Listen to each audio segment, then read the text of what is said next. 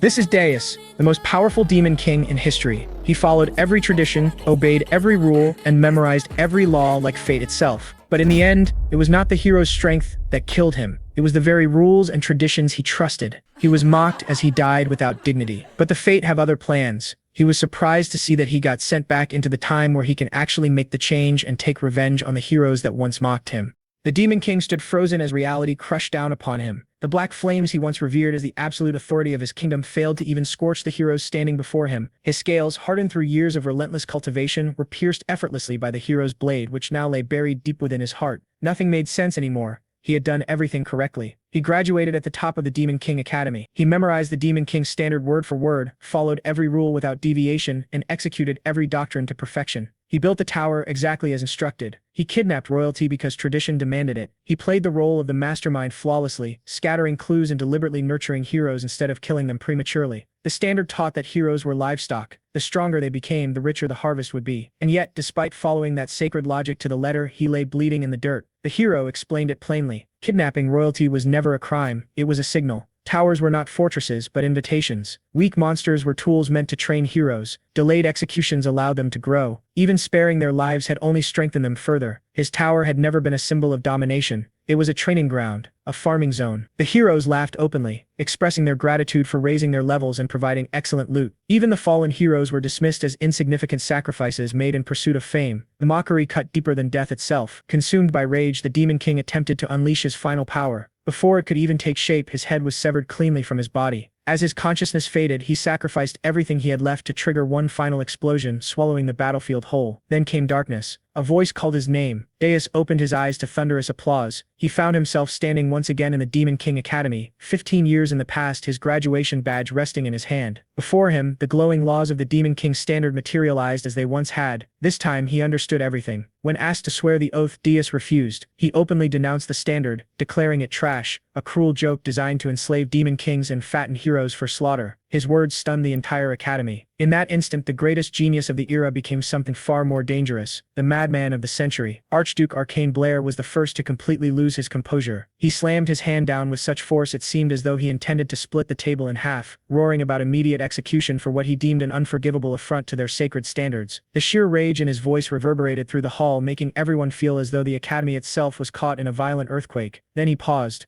The Archduke reconsidered. That child had always been a shining star, possessing absurd discipline, overwhelming talent, and an academic record bordering on perfection. Executing him on the spot would be an irreversible waste. With a flicker of reluctant mercy, the Archduke issued a final ultimatum. Deus was to either retract his words and apologize to the entire demon realm, or be exiled to the hellhole known as the Aryan region. The moment Aryan was mentioned, the hall erupted into hushed gasps and frantic whispers. Aryan was infamous. A graveyard for demon kings, a dimension where dozens perished every year without leaving a trace. No one could understand why someone who had committed such blasphemy was even being offered a second chance. In their eyes, no apology could ever atone for that level of sacrilege. The Archduke reminded them that Aryan was the most hostile place in existence, a void that had devoured countless demon kings without even leaving behind an echo. Before the murmurs could settle, Deus responded with icy resolve. He demanded the assignment immediately, accepting it as though it were a reward rather than a punishment. The Archduke was left speechless. His composure crumbled entirely. The realization that Deus intended to use Aryan to expose the standards as a farce shattered what little patience he had left. Orders thundered through the hall. Deus was to be transferred to Aryan at once. Every privilege granted to top-tier demon kings was stripped away. No minions. No preparation time. Nothing. The portal flared open. The command was final. Deus was banned from returning until he conquered that hellhole. As Deus tumbled through the portal, he understood that this outcome was inevitable. Reality struck hard as he fell. Aryan was the very place where the heroes who killed him in his previous life had risen to prominence. Back then, he had chosen Aryan out of arrogance, believing the strongest should face the toughest challenges. That pride had led him straight into a trap. Those heroes had exploited his blind obedience to the standards and annihilated him. But this time was different. As he spread his wings and landed safely within the icy grip of the Urgus Mountains on the northern continent, he welcomed the biting cold. This life would not repeat the last. He resolved to twist the standards to his advantage instead of letting them devour him again. Meanwhile, back at the academy, chaos brewed on the morning of the graduation ceremony. Gordon Derrick prepared with meticulous care, polishing every detail with a precision that would impress a drill sergeant. In the demon world, the highest-ranking demon was assigned to serve the top demon king, a position that sparked envy hotter than dragon fire among the graduates ranked just below. Gordon viewed all demon kings as extraordinary, but Deus stood above them all, a once-in-a-millennium existence, a descendant of demonic dragons, a figure destined to carve his name into history. Graduating alongside him felt like a divine blessing. Gordon imagined conquering dimensions together, statues immortalizing them as king and loyal assistant. Then came the moment when Deus publicly rejected the sacred standards. That memory struck Gordon like a freight train. The image he had idolized shattered instantly. He could barely comprehend that the figure he revered had cast aside the sacred teachings as if they were worthless trash. Now, deep within the frozen expanse of the Urgus Mountains, Gordon trudged through relentless snow, weighed down by packs that felt impossibly heavy. Confusion and despair twisted his face into an expression of disbelief. He could not understand how everything had spiraled out of control so quickly. When Deus finally noticed him, his expression shifted to genuine astonishment. He had been told no demon would follow him. Yet there Gordon stood. Gordon's composure finally collapsed. He unleashed a torrent of questions, demanding to know why Deus had caused such catastrophic upheaval, why he dared to insult the sacred standards, and why they were both stranded in the most dangerous region on the continent. Deus responded with infuriating calm, brushing off the questions as though unaware of the chaos surrounding them. That indifference only fueled Gordon's frustration. He reminded Deus of the single moment that condemned them both to this frozen purgatory. Deus attempted to lighten the mood with humor, but Gordon had no tolerance for jokes while panic gnawed at his core. As Deus watched Gordon unravel, memories of the man he once knew resurfaced, the confident warrior who once charged eagerly toward Arian. Now fear had seized control. Revealing the truth about time reversal would only worsen the situation, so Deus chose silence. Eventually, Gordon managed to steady himself. He apologized stiffly, reaffirming his duty despite the doubts still lingering in his mind. Relying on the teachings he still believed in, he insisted that the first rule remained unchanged. They needed to build a tower, but not just any tower.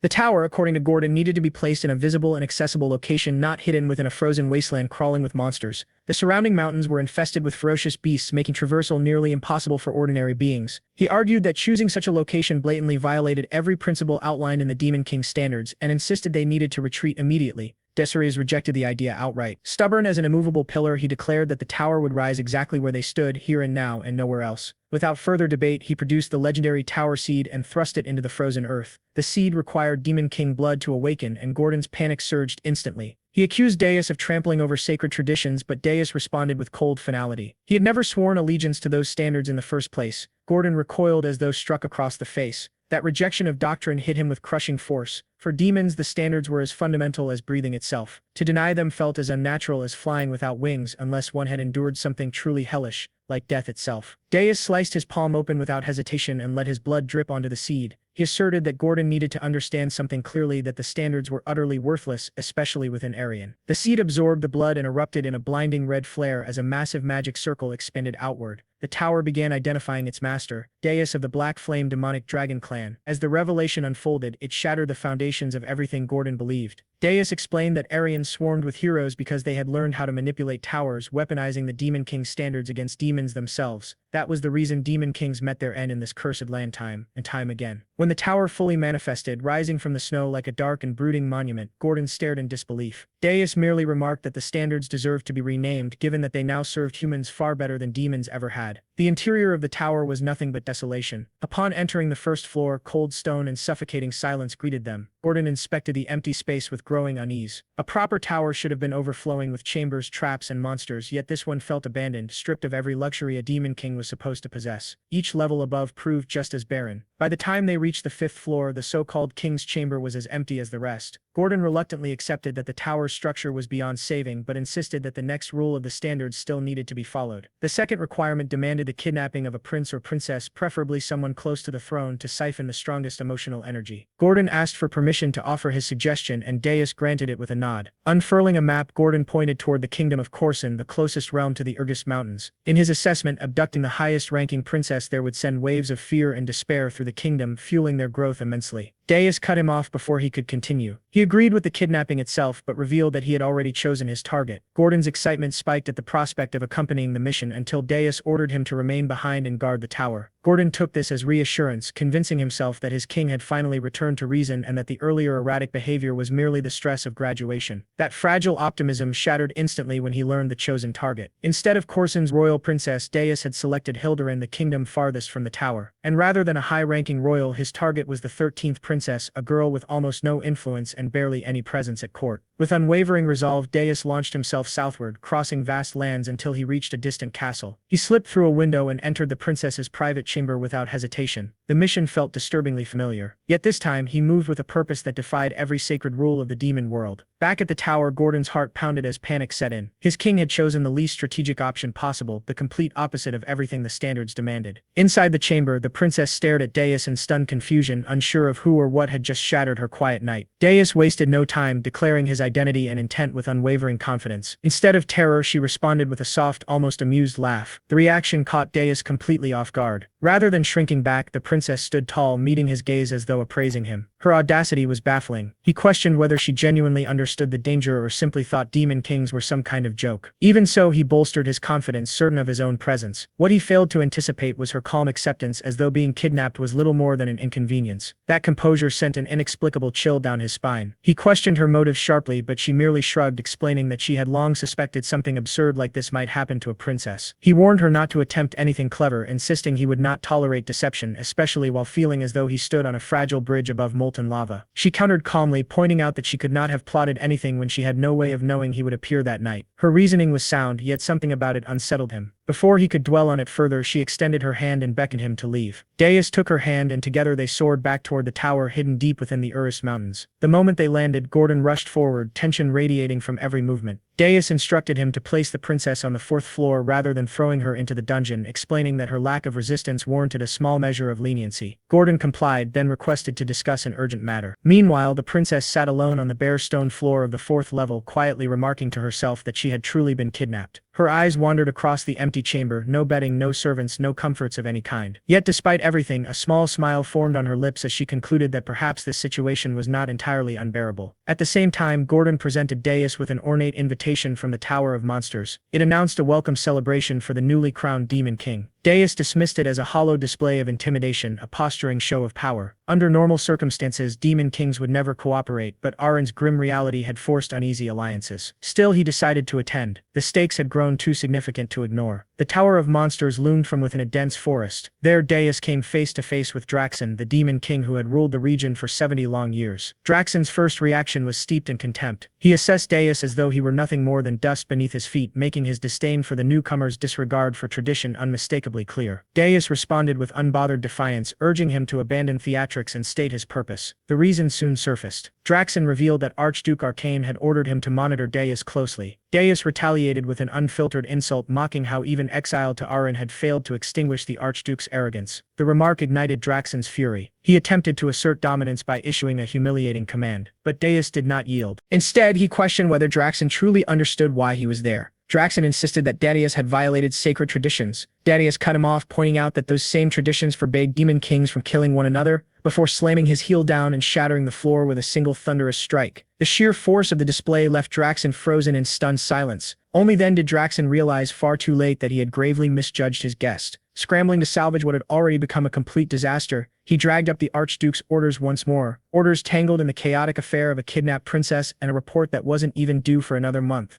Deus responded casually, mentioning that he had already taken a princess for himself, and with a wicked grin added that she was exactly his type. Draxon was left utterly baffled as Deus strutted out of the tower as if he owned the damn place. Back in his own tower, Gordon was practically bouncing off the walls, showering Deus with praise for his overwhelming, unfiltered display of power. Deus waved it off like it was nothing, firmly convinced that Draxon wouldn't dare escalate things now. Still, he warned Gordon to stay alert. He instructed him to check on the princess and see how she might be turned into a valuable asset. Despite his outward confidence, unease churned deep inside him. He couldn't stop worrying about the other demon kings. If they decided to unite, they could become an overwhelming threat. Mocking tradition carried consequences far heavier than he had anticipated. Even so, he knew he would make the same choice 1,000 times over. Facing death was preferable to bowing before those he despised. He had plans to rebuild everything from the ground up. In his mind, expending a measly amount of energy to kidnap a low-ranking princess had been an absolute steal. That confidence shattered the moment he opened his system panel and saw the number staring back at him, over 13,000 points. the shock hit him instantly. Before he could process it, a video message arrived from the Tower of Monsters. Draxon appeared on the screen, suddenly cheerful and overly cordial, congratulating him and offering a gift. He claimed admiration for Darius's accomplishments and hinted that mocking tradition might have served some hidden purpose. The abrupt shift in tone was deeply unsettling. Before Darius could unravel the meaning behind that twisted message, Gordon burst into the room, pale as a ghost and shaking uncontrollably. He reported that something was seriously wrong on the 4th floor. Darius rushed over and stopped dead in his tracks. The spare room had transformed into a lush, living garden. Flowers bloomed in vibrant colors, butterflies drifted lazily through the air, and an entire ecosystem flourished inside the tower. Elemental spirits swirled around the princess, who stood at the center like a sovereign of nature itself. Only a master of all 4 elements could create something so extraordinary, and there was only one spirit elementalist of that caliber on the entire continent. In that instant, Darius realized the truth. She was not the 13th princess. She confirmed his suspicion with a sly smile, revealing that her true name was Ernan, the first princess of the kingdom, a kingdom now poised to erupt in fury. Within hours, news of her kidnapping spread through the royal palace like wildfire. The king erupted in rage, swearing vengeance against the demon king who had dared touch his precious daughter. He rallied the mightiest heroes and ordered the full mobilization of the army to ensure her triumphant return. The situation had spiraled into absolute chaos. The princess appeared once more, her presence shimmering with regal authority, reminding Darius of the question she had posed earlier, whether he could truly handle her. She made it unmistakably clear that this was the core issue. Ever the keen observer, Darius made it known that her enchanting appearance fooled him not in the slightest. He had heard tales of a genius elemental witch whose mana overflowed like a raging volcano. Power of that magnitude was impossible to ignore. What truly intrigued him was how she had managed to suppress such an overwhelming presence so completely. With dramatic flair, Ernan revealed a magnificent ring on her finger, explaining that it was a royal heirloom capable of concealing her magical energy. She then fixed Darius with a piercing gaze, questioning whether he intended to send her back now that he knew the truth. Darius scoffed at the idea. Returning a princess would turn him into the kingdom's greatest joke, shatter his fearsome reputation, and destroy his ability to harvest demonic energy from the terror he inspired. Letting her go was never an option. At that precise moment, the system detected an explosive surge of fury directed squarely at him. His demonic energy skyrocketed to 19,000 points. The realization hit him immediately. The kingdom had discovered her disappearance and identified him as the culprit. Whether she was the first princess or the 13th made no difference. To them, she was his hostage. Back at the royal palace, the king roared orders to annihilate the demon king and rescue his daughter. His advisors, however, remained confused, still uncertain of the true perpetrator. Reconnaissance units pleaded for patience, but his fury erupted uncontrollably. He berated them for their incompetence while his daughter remained trapped in an unknown hell. A seasoned advisor recalled a recent scandal in a neighboring realm where a prince had been kidnapped by the demon king of lust, an incident that united the world and ended with the demon king's public execution at the hands of heroes. The idea that another demon king would repeat such a mistake sent chills through the chamber. The king concluded with grim certainty that a new demon king had emerged. At that moment, a soldier burst into the hall, reporting the detection of teleportation magic moving north toward the Urgis Mountains. Shock rippled through the room. Those mountains lay far to the north while the kingdom rested in the far south. The implications were deeply troubling. Within the tower, Gordon voiced concern over the impending arrival of the kingdom's forces. Darius, however, remained calm and confident. He knew their army would never reach him. The journey crossed multiple hostile nations, natural barriers, and political minefields. None of those kingdoms would welcome Hilduran's soldiers. That left only one option: hiring a heroes guild. The king reluctantly issued the order, but fear swept through the guild headquarters the moment the Urgis Mountains were mentioned. The heroes refused outright, treating the request like being asked to fix live electrical wiring. To them, it was suicide. Just as Darius had predicted, mercenaries driven by profit and self-preservation would never march towards certain death. That was precisely why he had chosen that location. Gordon found himself increasingly impressed by Darius's strategic brilliance and uncanny understanding of the world of Aran. It felt as though his master had lived there before, despite that being impossible. Back at the palace, the king erupted once more upon learning that no heroes had accepted the mission. An advisor explained that heroes in Aran treated battles like job listings. If the risk was too high or the pay too low, they simply ignored it. Inside the tower, Darius browsed the system store. Skeletal soldiers cost 10,000 points each, and weakening dimensional interference required even more. Building a proper army would demand time he didn't have. Sitting heavily on his throne, he admitted that his current demonic energy was insufficient to face a united hero force. Memories of his past life's fear crept back in. To overcome this, he ordered Gordon to contact Draxon. He intended to sell demonic energy in exchange for human currency. Gordon reacted in horror, knowing demonic energy was essential for breaking racial limits and unlocking powerful features. But Darius was confident Draxon would pay dearly. Disguised as a mercenary, Darius arrived alone at the fortress city of Holton. The guards mocked the idea of a lone mercenary heading toward the Urgis Mountains until he tossed them a gold coin. Their attitude shifted instantly and they allowed him entry. Inside, he realized he needed a guide. That led him to the Scarlet Hawk Mercenary Guild where members lounged and drank. They discussed rumors of a new demon king, dismissing them as nonsense meant to extort gold from the kingdom. When Dedius appeared behind their leader, panic erupted. They demanded to know who he was. Dedius merely smiled, noting how well informed they were and deciding they would serve as suitable guides. When they attacked instead, a brutal fight broke out.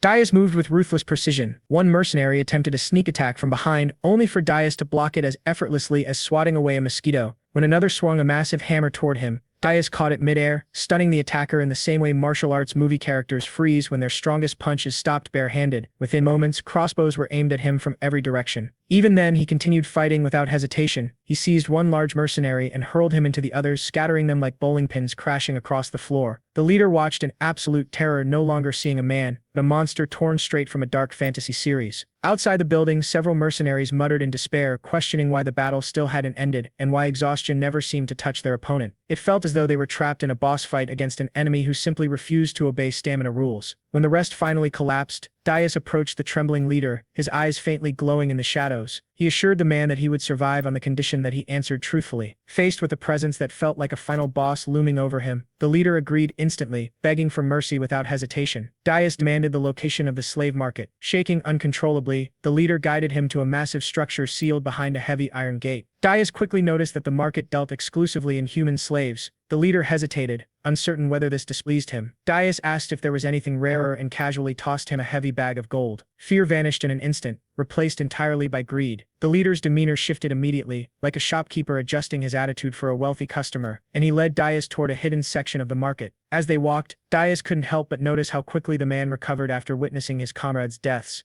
In that instant, he realized humans and demons were not so different. One chased money, the other chased energy. They descended into underground dungeons where the leader finally revealed what Dias had come for. Gordon's earlier question now made sense. Dias had come to buy slaves, not humans but members of other races captured by mankind. His goal was to acquire an elf known for unwavering loyalty, someone capable of acting as a spy to destabilize the heroes. Meanwhile, back in the kingdom, Helen Cardinal arrived. The king welcomed him with visible relief, and Helen accepted the mission without hesitation, vowing to rescue the princess and take the demon king's head with the confidence of a shonen hero beginning a new arc. Back at the slave market, the traitorous leader asked what kind of slave Dias desired. Dias pointed toward a captured elf and calmly stated that the mercenary accompanying him would handle the payment. The mercenary exploded in shock, protesting like someone watching a friend order the most expensive dish on the menu using their wallet. One cold glance from Dias silenced him instantly, forcing his agreement into stiff, terrified compliance. Dias then ordered his companions to wait outside, explaining that he needed to inspect something alone. The merchant issued a warning, cautioning that the elf could be dangerous, the same way shopkeepers warned customers not to handle fragile merchandise. Dias dismissed the concern, assuring him he would cover any losses if something went wrong. He examined the bound elf carefully, observing how humans had reduced a once proud race to chained commodities. A spark of anger stirred within the elf as he sensed the demonic aura surrounding Dias, unable to understand why such a being would take interest in him. Dias offered him the chance to seek vengeance against mankind. The idea tempted the elf, but he made it clear that demons were no more trustworthy than humans. Dias claimed he was different and proposed a contract, 50 years of loyalty in exchange for freedom and protection. He reminded the elf that for a long-lived race, 50 years was little more than a brief interlude between story arcs in an ancient fantasy saga. The elf rejected the offer, stating that demons sought to destroy the world tree, the very foundation of elven belief. Trust, therefore, was impossible. Dias did not argue. He understood the fear, knowing the situation felt as unnatural as a villain calling a timeout in the middle of a battle. Instead, he swore an oath under the sacred code of demons, pledging never to harm the world tree and to honor his promise as a demon. The weight of this oath matched the sanctity the world tree held for the elves. In return, he requested that the elf, Granada of the Maple tribe, swear 50 years of loyalty upon the world tree itself. Disturbed by the demon's strange sincerity, Granada agreed on one condition. He demanded to meet the demon king who had supposedly issued such an oath. Dias revealed that he himself was the demon king. Granada mocked the claim instantly, stating that no demon king would personally attend a slave market. He added that demon kings weakened when far from their towers. With smug confidence, he offered a wager. He would swear 100 years of service instead of 50 if Dias could prove his identity. It was the kind of reckless bet characters made moments before realizing how badly they had misjudged everything. In the next instant, reality shifted. Granada found himself standing on the 5th floor of Dias's tower. Dias reminded him of the promised 100 years. The realization struck Granada like a plot twist he never saw coming. Though the truth finally sank in, it didn't stop him from complaining. He immediately began criticizing the tower like a gamer reviewing a broken survival base, remarking on its emptiness, the useless lower floors and the fourth floor being overgrown and unguarded. He scoffed at the idea that such a place could withstand a hero's assault, claiming Dais wouldn't last even a year. Declaring he had no intention of serving in such a ruin, he sealed his mistake. In response, Dais released a crushing wave of demonic pressure. The force slammed into Granada like a heavyweight finisher in a fighting anime, pinning him to the ground without a single blow. Terror flooded his mind as the contract he had agreed to resurfaced. Only then did the truth fully dawn on him. The tower stood in a region infested with catastrophic-level monsters, yet none dared approach. It was like living beside a volcano that remained dormant only because something even more terrifying resided at its core. Accepting reality, Granada bowed and swore 100 years of loyalty in the name of the Great World Tree. Deep down, he expected his first assignment to be something grim, perhaps even a chance to exact vengeance on humanity. Instead, Dais instructed him to cook. Granada froze, utterly baffled. It felt like preparing for a climactic boss battle only to be handed a grocery list. Confusion clouded his thoughts as he chopped vegetables in the kitchen. Soon after, Princess Erin joined him, cheerfully offering assistance like a friend suddenly joining a co-op game mid-session. The absurdity continued to pile up. Before long, everyone gathered in the fifth-floor dining hall, seated before a lavish feast that looked nothing like the lair of a demon king. Proceeding cautiously, Granada inquired about the girl, only to learn she was Princess Ernan, the kingdom's first princess. Shock struck him once again. He had assumed she was merely a kidnapped noble. He questioned how such an empty tower could possibly withstand the hero destined to arrive. Dais offered no explanation, simply instructing him to sit and eat. He then revealed the true reason for purchasing Granada, the elf's extraordinary cooking skills. The princess continued smiling as Granada sat there, feeling as though he had wandered into the wrong story entirely. After the meal, Granada assumed his role would be guarding the fourth floor against approaching heroes. Dais rejected the idea immediately, explaining that if enemies reached that level, everything was already lost. It would mean they had crossed the Urgist Mountains. Only then did Dais reveal his real plan. Granada would infiltrate human society as a spy to sow chaos and disorder. Before that, however, Dais needed to test his abilities. Sensing an opportunity to gain leverage, Granada agreed. Dais laid out the rules. He would fight using only one hand and without drawing upon demonic power. If Granada emerged victorious, 50 years would be removed from his contract. Hearing this, Granada accepted with the resolve of a character granted a rare power-up quest. Their battle began immediately.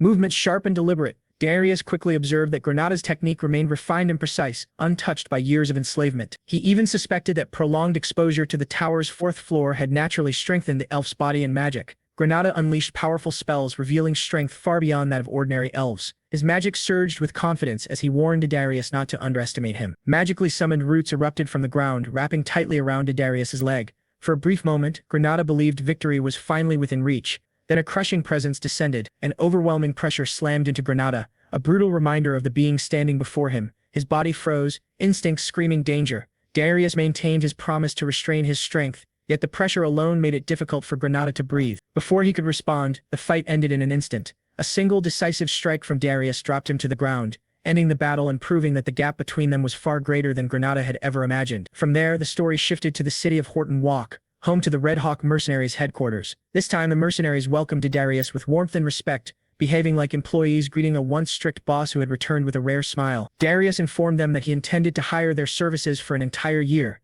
Their captain accepted immediately, asking about payment. One mercenary muttered under his breath, clearly irritated at how eagerly their leader bowed to the same man who had flattened them earlier. In response, Darius placed a heavy sack of gold onto the table. The sound alone shifted the atmosphere. The mercenaries straightened instantly, enthusiasm igniting as they swore loyalty without hesitation. Their captain even considered, in private, replacing some members with a stronger team later on. Darius then informed them that the man beside him would be joining as a new member and would relay all future orders. The group hesitated, until Granada stepped forward. Seeing his swollen, bruised face erased all doubt. Sympathy replaced suspicion as they welcomed him like a long-lost companion, recognizing that he had suffered under Darius just as they had. Shared trauma bonded them faster than any introduction ever could. Watching them, Darius noted that despite their rough demeanor, these mercenaries were seasoned veterans and not easily replaced. His thoughts drifted to the only hero who had answered Hildurin's call, Hillen, the hero renowned for slaying the demon king of lust. Now in command of the mercenaries, Darius revealed their first mission: gather every fragment of information related to Hillen, who was currently serving the Hildurin kingdom. The mercenaries stood straighter, determination clear in their eyes. With their assignment set, Darius departed Horton Walk, heading back toward his tower while already planning the next stage of his strategy like a tactician, setting up the next episode's cliffhanger. After assigning Granada to oversee the investigation, Darius decided it was finally time to strengthen himself. All demonic energy points that could have been used to reinforce the tower or empower himself had already been spent. leaving only one remaining option. His thoughts turned to the soul flower, a rare mana crystal formed over years of absorbing untouched natural energy. Consuming one could grant immense power. He believed the Urgus Mountains were the ideal place to search. Fierce mana storms and dangerous monsters had kept humans away for centuries, preserving the land in its natural state. While soul flowers couldn't compare to pure demonic energy, they were far better than having nothing. When he shared his plan, Gordon warned that searching for one was like hunting a needle in a mountain-sized haystack, and that monsters would attack the moment they sensed weakness. Deus explained that monsters weren't the real issue. The true challenge was locating the flowers without advanced mana detection. Their discussion was interrupted by a soft knock. Princess Ernam peeked in, a small blue slime bouncing happily atop her head like a living accessory. Both Deus and Gordon flinched at the sight. With a shy smile, she admitted she had never expected to be allowed beyond the palace walls and was grateful she had come. Before she could continue, Deus lifted her up, instructed her to hold on and launched them into the sky. They shot upward at breathtaking speed. From above, Ernam gazed down in awe, seeing the world like a first-time traveler staring out an airplane window. The sunrise, the clouds, the open land, everything felt unreal. Her thoughts drifted back to life in the palace, where every day felt identical. Training magic, studying history, repeating routines without variation. She had never imagined anything different. Yet soaring above the Urgus Mountains made her feel as though she had stepped into someone else's adventure. Deus ignored her reverie and reminded her of the task at hand. She asked him to use her name, since they would be together often. He agreed but warned her not to forget her responsibility. Failure to locate the soul flowers would result in punishment. She immediately apologized and summoned her water and wind spirits to begin the search. Deus expected the process to take time, but he knew her method far surpassed wandering blindly. Suddenly, Ernam cried out, claiming she had found something. Deus descended rapidly and saw monsters clustered around a glowing flower. Massive creatures emerged from the shadows. Deus identified them as a demonic race that had strayed from the demon realm long ago. As their king, he ordered them to step aside and leave the flower untouched. Their hatred for humankind burned intensely, and they declared their intent to kill him instead. Deus released a cold laugh. Gordon had been right. Expecting reason from monsters was pointless. He incinerated them without hesitation. The creatures fought back with desperate ferocity, defending what they believed was theirs. Their screams blended with the roar of spreading flames. When one commanded the others to attack the weakest and pointed toward Ernam, they charged in a frenzy. Deus annihilated them with a single burst of fire. Ernam remained calm, recalling how even ogres could fall through coordination. Yet these monsters never even reached her. Deus unleashed a massive surge of demonic energy that erased everything around them. When the smoke cleared, only Deus remained standing. Ernam stared at him in open amazement, eyes shining with excitement. He remarked dryly that humans only understood power once they witnessed it firsthand. That was when she noticed a ruby-colored spiritual flower buried in the snow, radiating pure ice and water mana. He warned her not to grow greedy. If she found more, she would be rewarded. She searched until exhaustion claimed her, but found nothing else. Back at the tower, Darius reflected on her true identity as Hildurin's first princess. Saving her once had felt like a mistake,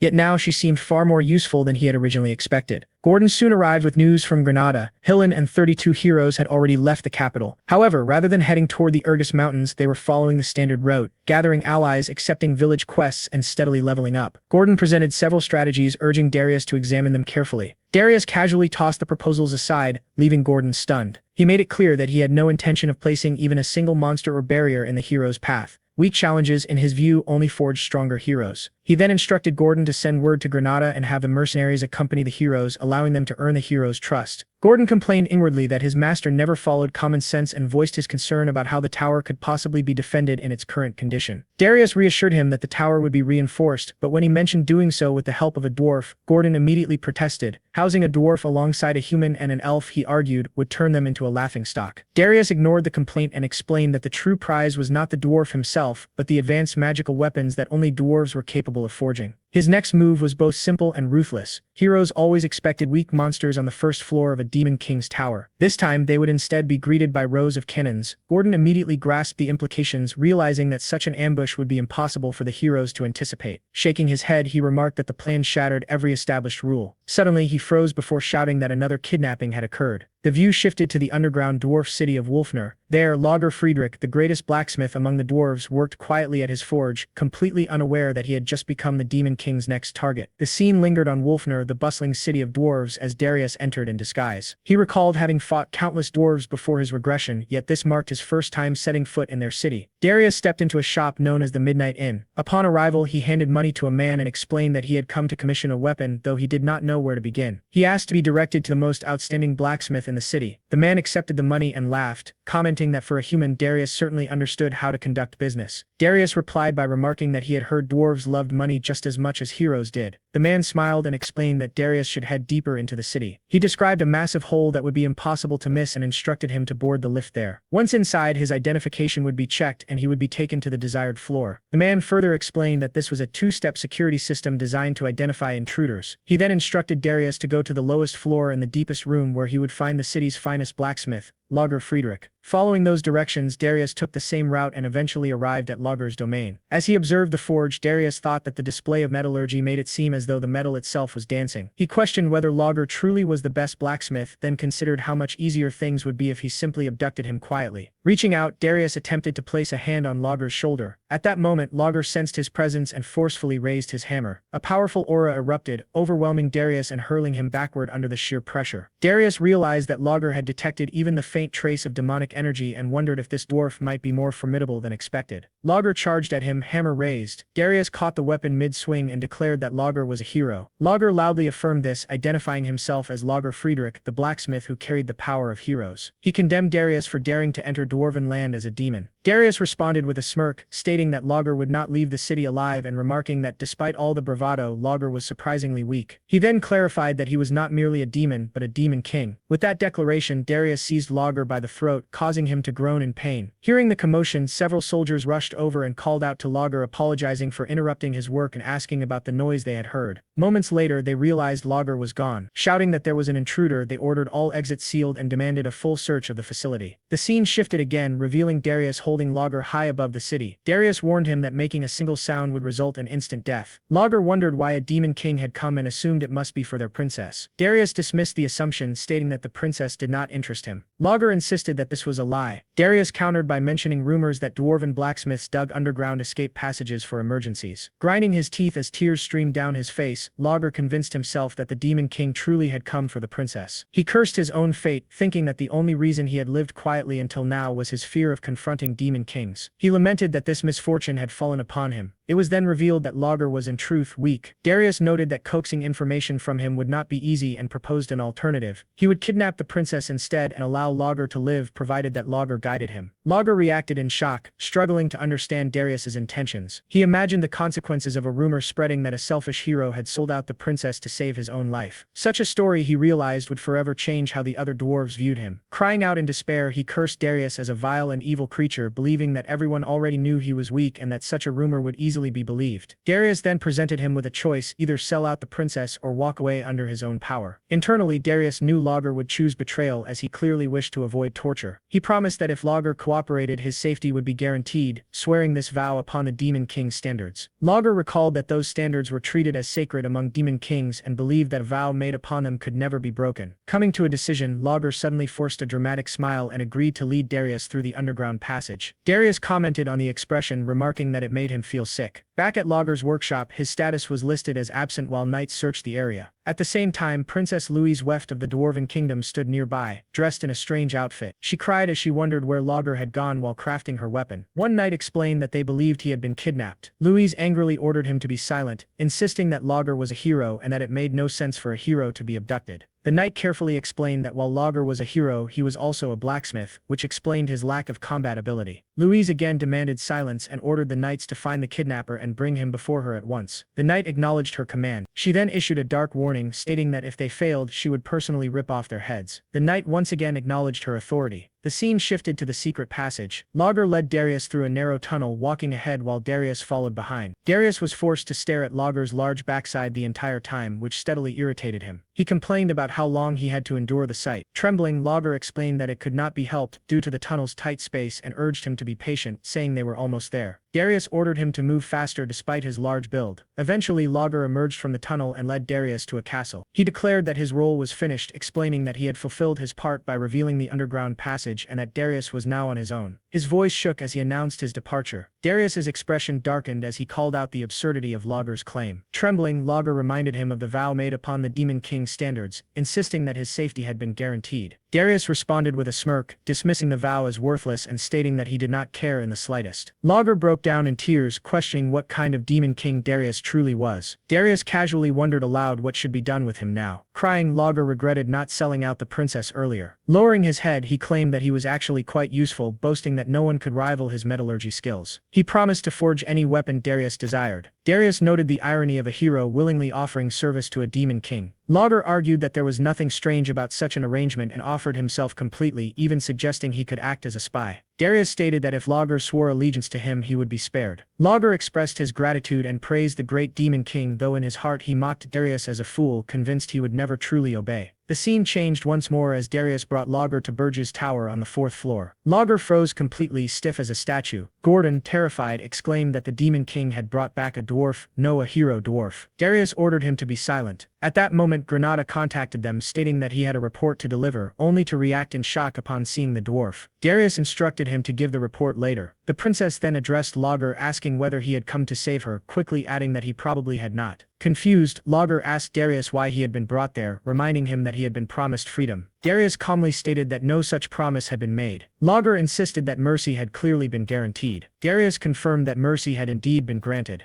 Logger was still alive. The scene returned to the station where preparations for the hero's journey were underway. A holographic communication link shimmered into existence as Granada finally delivered his report with steady composure, explaining that rumors were spreading rapidly among the heroes. Intelligence suggested that the newly emerged Demon King wielded black flames, a belief that had driven the heroes to equip themselves with fire-resistant gear in preparation for battle. Granada continued his report by revealing another rumor circulating among them. Many heroes believed the Demon King had refrained from unleashing demonic beasts out of fear. His prolonged silence was not interpreted as strategy, but as weakness. In their view, restraint signified hesitation rather than calculation. Darius listened without any visible reaction. His expression remained unreadable, his posture perfectly still. When he finally responded, his judgment was cold and dismissive. From his perspective, the heroes had never lost their desire to kill. Darius issued his final directive, ordering Granada to continue monitoring the heroes and report any changes without delay. The connection severed shortly after, leaving Darius alone with his thoughts. He reflected on the Demon King's approach of deliberately withholding demonic beasts. Hero morale was being eroded slowly and methodically. Their expectations were subtly distorted, yet what unsettled him more was the realization that this Demon King possessed an unusually profound understanding of human psychology. Darius wondered whether such a figure had ever existed before. The thought sent a rare chill through him, followed almost immediately by relief. This Demon King was not his enemy. The scene then shifted to Darius's tower, its interior cold and oppressive. There he issued orders to the dwarf blacksmith, Logger Friedrich. Fire cannons were to be installed on the tower's 1st floor, but with one absolute restriction: mana stones were strictly forbidden. The command sent Logger into immediate panic. Constructing such weapons without mana stones bordered on impossibility, and even if completed, their effectiveness against heroes would be severely compromised. Darius silenced any resistance instantly, declaring that discovering a solution was the blacksmith's responsibility alone. He explained his reasoning clearly. Heroes were favored by the dimension itself, granting them exceptionally sharp sensitivity to energy. Any trap powered by mana stones would be detected long before activation. That was precisely why mana stones could not be used. When Logger attempted to object again, Darius's demeanor darkened. A sphere of black magic formed calmly in his hand as he reminded the dwarf of the reason he had been brought there. Logger was known as the greatest blacksmith. If he failed, replacements were plentiful. Crushed emotionally, Logger hastily revealed an alternative method. Logger explained that he had once developed a device capable of completely erasing mana traces. The research had taken 3 years, and the finished prototype remained in his workshop within the dwarf kingdom of Wolfner. Suspicion hardened Darius's expression as he demanded confirmation that this was not another desperate fabrication. Trembling and in tears, Logger swore his honesty. After brief consideration, Darius chose to believe him, though not without precautions. A purple rune-etched collar was secured around Logger's neck. Darius explained its function with disturbing casualness. The restraint could sever the wearer's head instantly with a single gesture and also distorted perception, preventing others from clearly recognizing Logger's face. Any attempt to remove it would be interpreted as escape and result in immediate death. Fully grasping his situation, Logger collapsed and swore absolute obedience. After issuing further instructions, Darius departed with Logger. Together they traveled across multiple kingdoms in search of rare materials and compatible components. The journey lasted nearly a month, during which Darius stored every item within a spatial pocket, preserving each carefully. Their final destination was Wolfner, the dwarf kingdom. By the time they arrived, chaos had already taken hold. A massive boulder crashed down near a group of dwarves, shattering stone and scattering debris. At its center stood Princess Louise Weft, radiating fury. More than a month and a half had passed without any sign of Logger's capture. An elderly dwarf nervously attempted to explain that Logger had constructed countless underground tunnels over the years, and that despite extensive efforts, he had likely escaped. Louise dismissed the explanation outright, concluding instead that Logger must have been kidnapped. In a violent outburst, she seized the old dwarf and issued a deadline of 2 weeks. Failure would result in total extermination. Orders were immediately given to collapse every tunnel Logger had ever created, and the dwarves rushed to comply.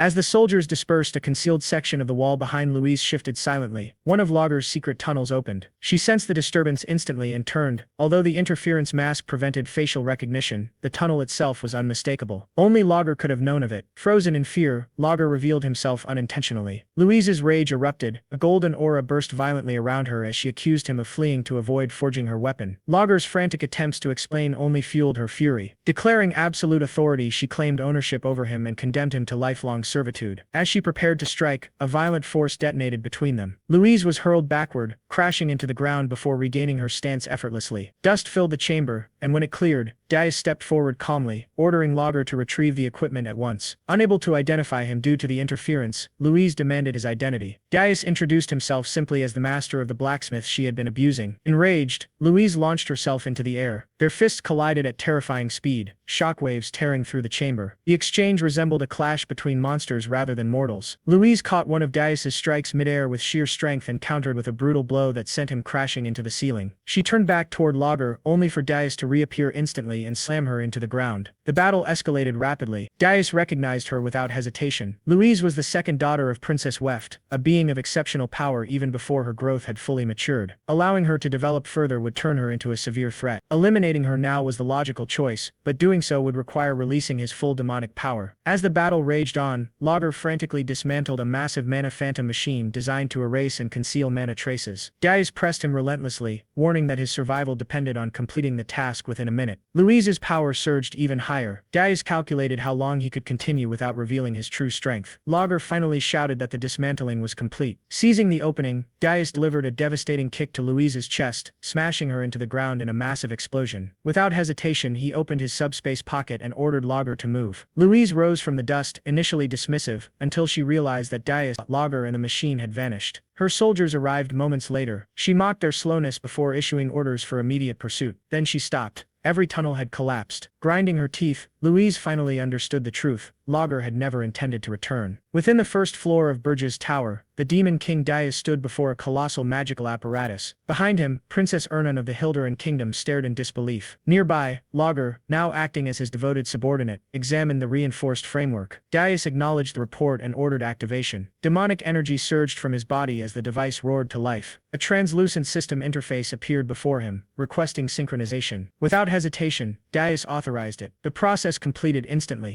A final system update confirmed that the Mana Phantom had acknowledged Darius as its master. Its power source was fully converted, shifting entirely from mana to pure demonic energy. Darius turned his gaze toward Logger. The dwarf reacted with barely restrained excitement, insisting fervently that he had not interfered in the process in any way. Even so, amazement overwhelmed him. The fusion of the monophin with the tower, let alone the complete conversion of its energy source, surpassed anything previously thought possible. Logger immediately recognized it as a breakthrough beyond even what the original creator could have envisioned. Princess Ernan stepped closer, her eyes gleaming as she stared at the awakened structure. Darius casually suggested that she test it herself. Delighted by the opportunity, she eagerly began preparing a spell. Complex magical symbols formed rapidly as a massive sphere of multicolored magic condensed in the air. Logger panicked instantly. The thought of releasing such overwhelming power after he had just finished cleaning the tower nearly drove him to tears. His frantic pleas were completely ignored as Darius focused solely on observing the phenomenon. A spell of that scale should have been detectable far beyond the tower's walls. Darius moved toward the entrance and examined the outside world. There was nothing, no visual disturbance. No fluctuation in perception. The magic did not leak in the slightest. The effect was immediately apparent. A tower fully synchronized with a monophin completely concealed all internal magical activity. Curiosity stirred within Darius. He extended his demonic energy and attempted to manipulate the tower itself. In an instant, the entire structure vanished from existence. Moments later, with another gesture, it reappeared exactly as before. The realization struck him with quiet intensity. The tower could now be concealed or summoned at will. Though controlling this power freely would take time, Darius immediately understood its future value. A restrained smile formed as demonic light flickered within his eyes. Outside the inner chamber, Lager finally lost all restraint. His excitement burst forth as he begged for permission to examine the device further, nearly requesting permission to dismantle both the magical apparatus and the tower itself before hastily correcting his words. He declared the discovery unprecedented in all recorded history, his behavior bordering on obsession. Dadius studied him carefully, noting how completely Lager had lost control. After brief consideration, permission was granted under one condition. If Lager annihilated the heroes trapped on the first floor, he would be free to do as he wished afterward. Crimson energy surged around Lager as he immediately began chanting, fully immersing himself in what he now considered sacred research. Dadius then turned to Princess Ernan and calmly proposed that she confront the heroes who had reached the fourth floor. She hesitated, momentarily taken aback, though her protest carried a playful tone. Dadius reminded her that she was also a gifted spirit and that she had no intention of returning to her former royal life. Even as he spoke, Dadius recognized the weight of his decision. She remained an innocent princess, unfamiliar with the cruelty of the world, and asking her to oppose her own kind carried undeniable gravity. Ernan fell silent, uncertainty flickering through her thoughts as she considered what powers she could even use. Before she could settle on an answer, Dadius stopped her. Combat would not be necessary. All she needed to do was disrupt the heroes and openly reveal herself as their enemy. Success would be rewarded with another wish. She met his gaze, nodded slowly, and agreed on one condition. She wished to be introduced not as a princess but as his subordinate. Dadius accepted without hesitation. Her face lit up with unmistakable joy, her excitement barely contained. Even so, Dadius instructed her to follow his orders precisely. Some time later, Dadius sat in silence, studying the system screen floating before him. The plan unfolded clearly in his mind. The first floor would thin the heroes' numbers through overwhelming monarch cannon fire. On the fourth floor, Princess Ernan would serve as bait, drawing in survivors to be eliminated. Even so, the strategy was insufficient. With more than 200 heroes advancing, it would not erase even half of them. Only one option remained, strengthening himself further. His gaze shifted to a radiant treasure resting in his hand. Dense demonic energy coiled around it as it shimmered faintly.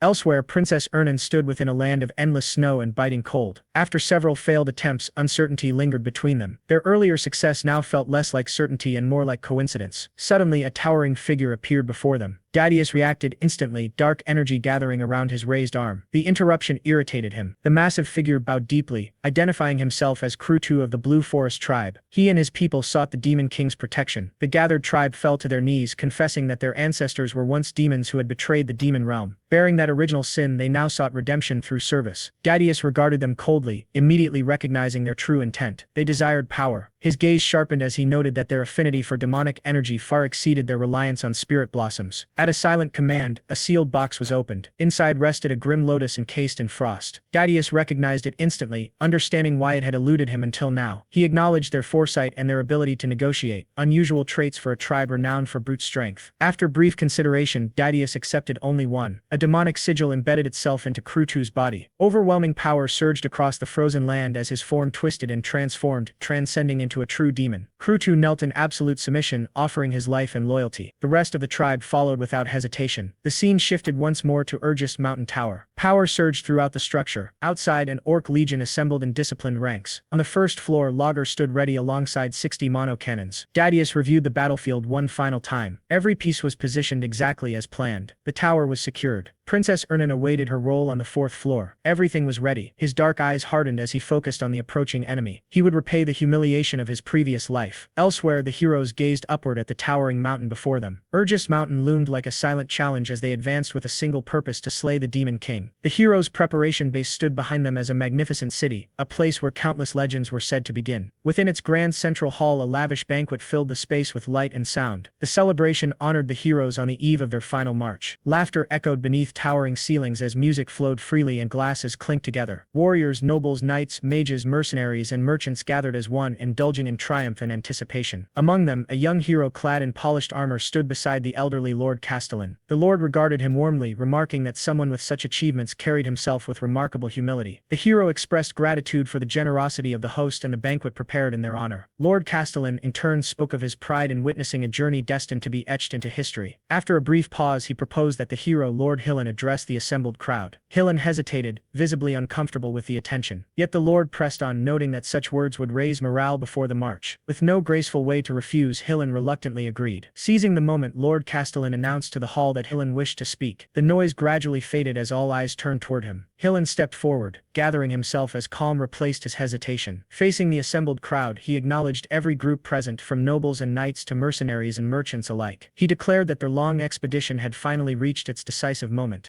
With unwavering confidence, Helen spoke of their march for justice, boasting that it had frightened the Demon King so thoroughly that not a single monster had dared obstruct their path. Laughter erupted throughout the hall as confidence surged among the attendees. Yet Helen tempered their enthusiasm, reminding them not to lower their guard. Every possible preparation, he assured them, had already been made. His resolve sharpened as he proclaimed that the following day would mark the end of the foolish Demon King. Raising his glass, righteous fervor blazing in his eyes, he invoked the kidnapping of the Hilderan Kingdom's crown princess, Princess Ernan, declaring it time for the world to remember who truly held power. The speech ended in a fiery declaration of dominance, and the hall exploded into thunderous cheers. Amid the chaos, Granada the elf observed everything from a distance. Calm and analytical, he noted that the size of the expedition had neither grown nor diminished, exactly as the Demon King had predicted. Reflecting on the speech, Granada acknowledged that Helen's charisma was the true driving force behind the expedition's success. Helen had secured funding from the guilds and retained the loyalty of even the most unreliable mercenaries. Yet unease lingered. Granada's thoughts returned to the last tower he had investigated, entirely empty. That unsettling memory made him question whether the final confrontation would truly be as straightforward as it appeared. A dark, treacherous thought briefly surfaced, whether now would be the perfect moment to betray the heroes. Panic seized him instantly. He chastised himself for even entertaining such an idea. Subjugating the Demon King would finally free him from his curse, a future that undeniably benefited him. Shaking off the thought, Granada decided to clear his mind. He stepped outside for fresh air, intending to send a report. Later that night, beneath the glow of a full moon, Granada stood alone on a high balcony. A faintly glowing device rested in his hand as he communicated quietly. From the other side came a calm report confirming arrival at Holton Walk and stating that the climb would begin the following day, this time unmistakably belonging to the Demon King Deus. His tone carried cold authority as he issued final warnings. Granada was told to beware of the snow during the climb, to remain vigilant at night, and to heed one final cryptic instruction. When the tower door opened, he was never to be near it. The connection ended abruptly. Granada stood frozen, unable to grasp the meaning of the warning. Confusion weighed heavily on his mind. Suddenly, a presence emerged behind him. Startled, Granada turned to find Helen standing there, relaxed and observant. Quickly noticing Granada's tension, Helen offered him a drink, an elven fruit wine known for its calming warmth. Granada accepted, and as he drank, his nerves gradually settled. Helen casually remarked that Granada seemed troubled and asked whether he truly believed they could succeed against the Demon King. The tone was light, almost teasing, but the question lingered heavily. Granada hesitated before responding. As he did, Helen stared into his own cup, his reflection wavering. The cheerful expression he had worn earlier slowly faded, replaced by quiet honesty. He admitted uncertainty. Granada was caught off guard by the sudden candor. Helen continued, explaining that although people trusted him and followed his lead, attacking a Demon King's tower had always been hell. It had never once been an easy victory. Attempting reassurance, Granada mentioned Helen's past achievement defeating the Demon King of Lust, implying that a newly emerged Demon King should not be as dangerous. As the words left his mouth, Granada realized something unsettling. Very little was actually known about how Helen had killed the Demon King of Lust. Growing curious, he asked about that battle. Helen avoided the subject. His expression shifted once more, returning to the familiar heroic facade. He credited his past victory to the brave comrades who had always stood at the front, facing monsters head-on. Turning to Granada, he placed a firm hand on his shoulder and reaffirmed his trust in him. With renewed confidence, Helen declared that he would lead the coming battle and asked Granada to guard his flank. Granada nodded in agreement. Satisfied, Helen wrapped an arm around him and guided him back toward the banquet hall. The two walked side by side, Helen leading his elven companion, his expression calm and unreadable, concealing the true nature of their alliance. Later, alone with his thoughts, Helen reflected on the conversation. A cynical smirk crossed his face as his gaze drifted to a ring set with a red gemstone. In that moment, the heroic mask vanished, revealing something far darker beneath. His true thoughts surfaced clearly as he silently placed his expectations upon Granada once again. The following morning, the preparation base buzzed with activity. As the massive expedition finally departed, citizens lined the streets, cheering loudly. Words of encouragement filled the air as the heroes marched forward. Cries praising Lord Granada and Lord Wharton echoed throughout the city. At the head of the procession, Granada marched with calm focus, his gaze fixed straight ahead. Beside him, Helen walked proudly, basking in the admiration of the crowd. Soon the city disappeared behind them, and the noise faded into silence. The expedition entered the harsh Urgest Mountain Canyon. Endless snow-covered cliffs surrounded them as biting winds cut through the air. The massive force wound its way through the desolate landscape, the cold their constant companion. Casual conversations emerged. Earlier worries slowly faded. Some remarked on the surprisingly mild weather, noting the clear sky and lack of snowfall. Confidence grew as others claimed that reaching the tower would be easy at this pace. Laughter followed, along with jokes about the absence of rumored disaster-class monsters and claims that any such creatures were likely too frightened to appear with Helen leading the expedition. That confidence shattered abruptly. A warrior felt a tap on his shoulder. When he pulled his hand back, it was coated in sticky purple slime. Confusion turned to horror as he turned around. Towering over them stood a massive ghoul. Panic erupted instantly as screams tore through the canyon. More ghouls poured in from all sides. Hillen's presence cut through the chaos as he raised his sword, his resolve unshaken. Orders were issued swiftly, placing the expedition on full alert. The narrow canyon became a battlefield. Knights shielded the mages and pushed forward, steel clashing against undead flesh as magic lit up the frozen terrain. Suddenly, a new warning echoed through the ranks. A colossal skeletal frost giant emerged from the canyon wall, its massive body formed entirely of ice. Shock rippled through the expedition. Hillen immediately ordered a retreat, declaring his intent to face the monster alone. As the expedition fled the canyon, Hillen charged forward. Blue energy crashed against the frost giant, yet the creature remained unmoved. Undeterred, Hillen pressed the assault. The frost giant's crimson eyes glowed as it swung its massive arm downward. Hillen met it with a powerful upward slash, shattering the icy limb and sending shockwaves through the canyon. Without pause, he destroyed the creature's remaining arm and carved through its massive frame, overwhelming it with relentless force. Seizing the perfect moment, Hillen unleashed a final flurry of devastating attacks and signaled the expedition to escape. The heroes did not hesitate. They surged past him as explosions erupted behind them. Hillen continued to hold the frost giant at bay until the last moment. Enraged and denied its prey, the monster released a final furious roar before collapsing inward and self-destructing in a colossal explosion that shook the canyon. The survivors stumbled into a nearby snowy forest, collapsing from exhaustion and shock. Conversations quickly turned grim as they reflected on the horrors they had endured. Yet casualties were low. Many credited their survival to Hillen's overwhelming strength. Speculation spread rapidly. Rumors claimed that Hillen had absorbed the power of the Demon King of Lust, placing him on par with the Demon King himself. Confidence returned as faith in Hillen solidified. Granada listened in silence, wondering if Hillen truly could defeat the Demon King. That hope was short-lived. Ahead of them stood another threat, a tribe of massive blue-skinned orcs led by a towering chieftain with curved horns. There was no time to rest. Granada immediately recognized them as pole beings infused with demonic energy, servants of the Demon King. As the chieftain stepped forward, the ground beneath the heroes began to tremble. A deep rumble echoed through the mountains. Deus's warning resurfaced in Granada's mind. Terror spread across his face as understanding dawned. The snow began to shift. Cracks spread across the mountainside as ice groaned under its own weight. The sound of an avalanche filled the air. Panic consumed Granada as the disaster struck. A massive avalanche tore down the mountainside, burying the entire expedition in an instant. Snow and ice swallowed warriors, mages, and heroes alike, dragging them into frozen chaos. Granada's final scream was crushed beneath the overwhelming weight. Far away, within his towering fortress, Demon King Deus sat calmly upon his throne. Holographic screens displayed the unfolding catastrophe. One by one, the images of the heroes vanished. A sinister smirk spread across his face as he watched their final moments. Leaning back, his eyes gleamed with cold satisfaction. His plan had succeeded perfectly. This time, none of them would escape. Still seated upon his throne, Deus remained utterly composed. His posture showed no tension, and his expression betrayed nothing. When he spoke, there was no emotion in his voice, only absolute certainty. The design he described had been set in motion long before the heroes realized it. The cold intensified until it became suffocating, and damage reports became meaningless as the blizzard erased all sense of order. Everything within that frozen domain was consumed. Amid the roaring wind, Deus raised his voice, issuing commands through the storm. He ordered the heroes to establish a temporary camp and search for those scattered by the earlier catastrophe. Every movement was slowed by relentless snow and freezing gusts, turning even the simplest actions into exhausting struggles. As the calamity unfolded, the Demon King continued his explanation with calm detachment. The second command had already been issued. When darkness finally settled, the situation worsened even further. From within the forest's deepest shadows,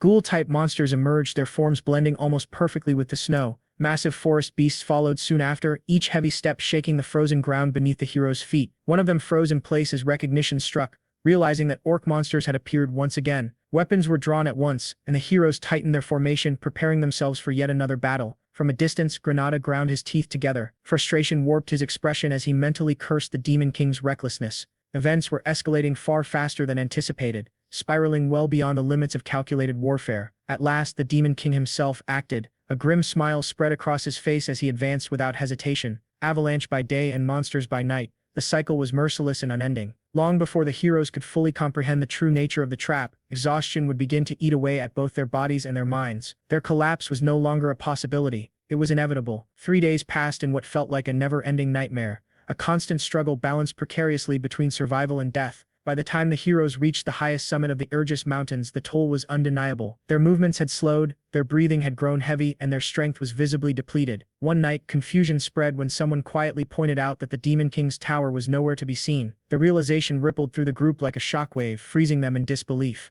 Deus raised his voice, disbelief cutting sharply through his words as he emphasized that a tower was supposed to stand at the summit. Before the heroes could move, a commander stepped forward and halted him. With a firm stance and a restrained but resolute tone, the commander declared the mission a failure, stating that continuing any further would only lead to meaningless loss of life. From that point onward, survival had to take precedence over victory. Dais froze. He turned slowly, shock plainly visible on his face. The response he received was unwavering, tinged with apology yet unchanged. Grinding his teeth, Dais remained silent. 6 days after entering the Urgis Mountains, the Demon King's tower was finally discovered. The moment it appeared, fury erupted among the heroes. When the tower gates were forced open, confidence surged once more through the heroes' ranks. One knight laughed dismissively, declaring the first floor nothing more than a nest of weak enemies and urging everyone to advance without hesitation. That was when the Demon King spoke. His voice echoed coldly throughout the tower, reverberating from every direction at once. A chilling smile spread across his face as his mere presence became suffocating. The moment the tower doors opened, those who stepped inside were cast directly into hell. Magical cannon constructs materialized across the battlefield, rising into position and completely encircling the heroes. Lightning tore violently through the air, its roar deafening. Dais stared ahead in disbelief as the sheer scale of the threat revealed itself. Any lingering confidence shattered instantly. From within the control chamber, the Demon King observed calmly. This had only been the opening strike. Below, Dais struggled to steady himself. He tightened his grip on his sword and forced his body upright, his breathing uneven. Confusion and rage churned violently within him as nothing he had just witnessed aligned with logic, strategy, or any battle experience he possessed. Through the drifting smoke, Granada emerged. Though visibly shaken, he remained unharmed and reported that he had narrowly avoided the cannon strike. Relief briefly crossed Dais's face. Without hesitation, he pushed for advancing to the next floor. Granada hesitated, carefully studying him now that only the two of them remained. The danger was undeniable. Dais responded firmly, reminding him of his past victory over the Demon King of Lust and the power gained from that battle. Compared to that ordeal, this enemy was not beyond reach. As long as they stood together, victory was still possible. After a moment of silence, Granada agreed, and the two advanced side by side. The second floor was empty. The third floor was no different. Slowly, anger crept across Dais's expression. The absence of enemies felt deeply unnatural. A tower of such scale should have been crawling with monsters, yet there was nothing, no movement, no hostility, not even lingering mana. As Hillen voiced his frustration aloud, Granada remained silent, sensing deliberate intent behind the emptiness. If both floors were completely vacant, then the battlefield itself was being rearranged by a powerful hand. His thoughts inevitably turned to Princess Ernan. Even so, Dais refused to lower his guard. He warned that danger could emerge at any moment and continued forward with measured steps, prepared for hidden traps. When they reached the fourth floor, both stopped in disbelief. Before them stretched a lush forest, vibrant with greenery and arranged like a tranquil garden rather than a battlefield. Granada released a slow breath and confirmed the truth, identifying it as a curse, a spatial distortion created through advanced magic. Doubt crept into Hillen's thoughts as he questioned whether they were even inside the Demon King's tower anymore. Before any answer formed, he noticed a figure standing quietly ahead. His breath caught. A young woman stood there, clad in demonic attire and radiating dark mana. Her appearance was delicate, almost fragile, yet profoundly unsettling. She identified herself as one of the 4 heavenly kings who served and guarded the Demon King, the Dark Spirit Master. Her demeanor was light and playful, as though the situation amused her. Hillen had come to rescue a princess, yet she now stood before him as an enemy. Silence fell over the forest, then realization struck him like a blade. Recognition widened his eyes as despair flickered across Granada's face. The young woman rejected the title of princess and asserted her identity as the Dark Spirit Master. With effortless ease, she summoned dark spirit magic. Hillen's shock deepened as he recognized the spell, a pinnacle of spirit arts that only Princess Ernan could wield flawlessly. Everything connected at once. The nighttime ambushes, the hidden tower, the mono cannons, the empty floors, none of it had been chaos. It had all been strategy, and Princess Ernan stood at its center. Disbelief curdled into bitterness as Dais let out a hollow laugh. Warmth drained from his expression as the truth settled in. The princess he had crossed hell to save had been protecting the Demon King all along. Rage surged violently within him. Before he could act, the space trembled. Dark purple energy erupted across the garden, crushing the ground beneath their feet. The Demon King appeared, his presence warping the air itself as demonic power poured outward. His cold gaze locked onto Dais. The Demon King had finally revealed himself. Resentment ignited deep within Hillen. Realizing how completely he had been cornered, he understood that power alone was no longer enough. He needed more. Turning sharply, he demanded Granada's strength. The ground trembled as the Demon King's gaze shifted. Hillen stepped closer, insisting that they combine their power. Granada hesitated, confusion flashing across his face as he questioned how such a fusion could even be possible. Before any explanation came, his body stiffened. Vitality began draining from his blood. Panic surged as the sensation intensified, his strength bleeding away with every heartbeat. Hillen's expression hardened into something cold and detached. He reassured Granada calmly that everything would be fine as long as he remained by his side. Granada collapsed. The Demon King recognized it instantly. The artifact Hillen revealed exposed the truth, a forbidden relic known as the Elf Eater, capable of converting an elf's boundless vitality directly into mana. Once activated, survival was impossible. Hillen pressed his foot against Granada's face, justifying the act as a necessary sacrifice for the greater good. The Demon King watched in silence. Then he smiled. The act was contemptible, disgraceful, and unmistakably human. He calmly noted that removing the ring would instantly erase all borrowed strength. Hillen erupted into manic laughter, convinced that even the Demon King of Lust had failed to take that ring from him. The Demon King responded with a single name: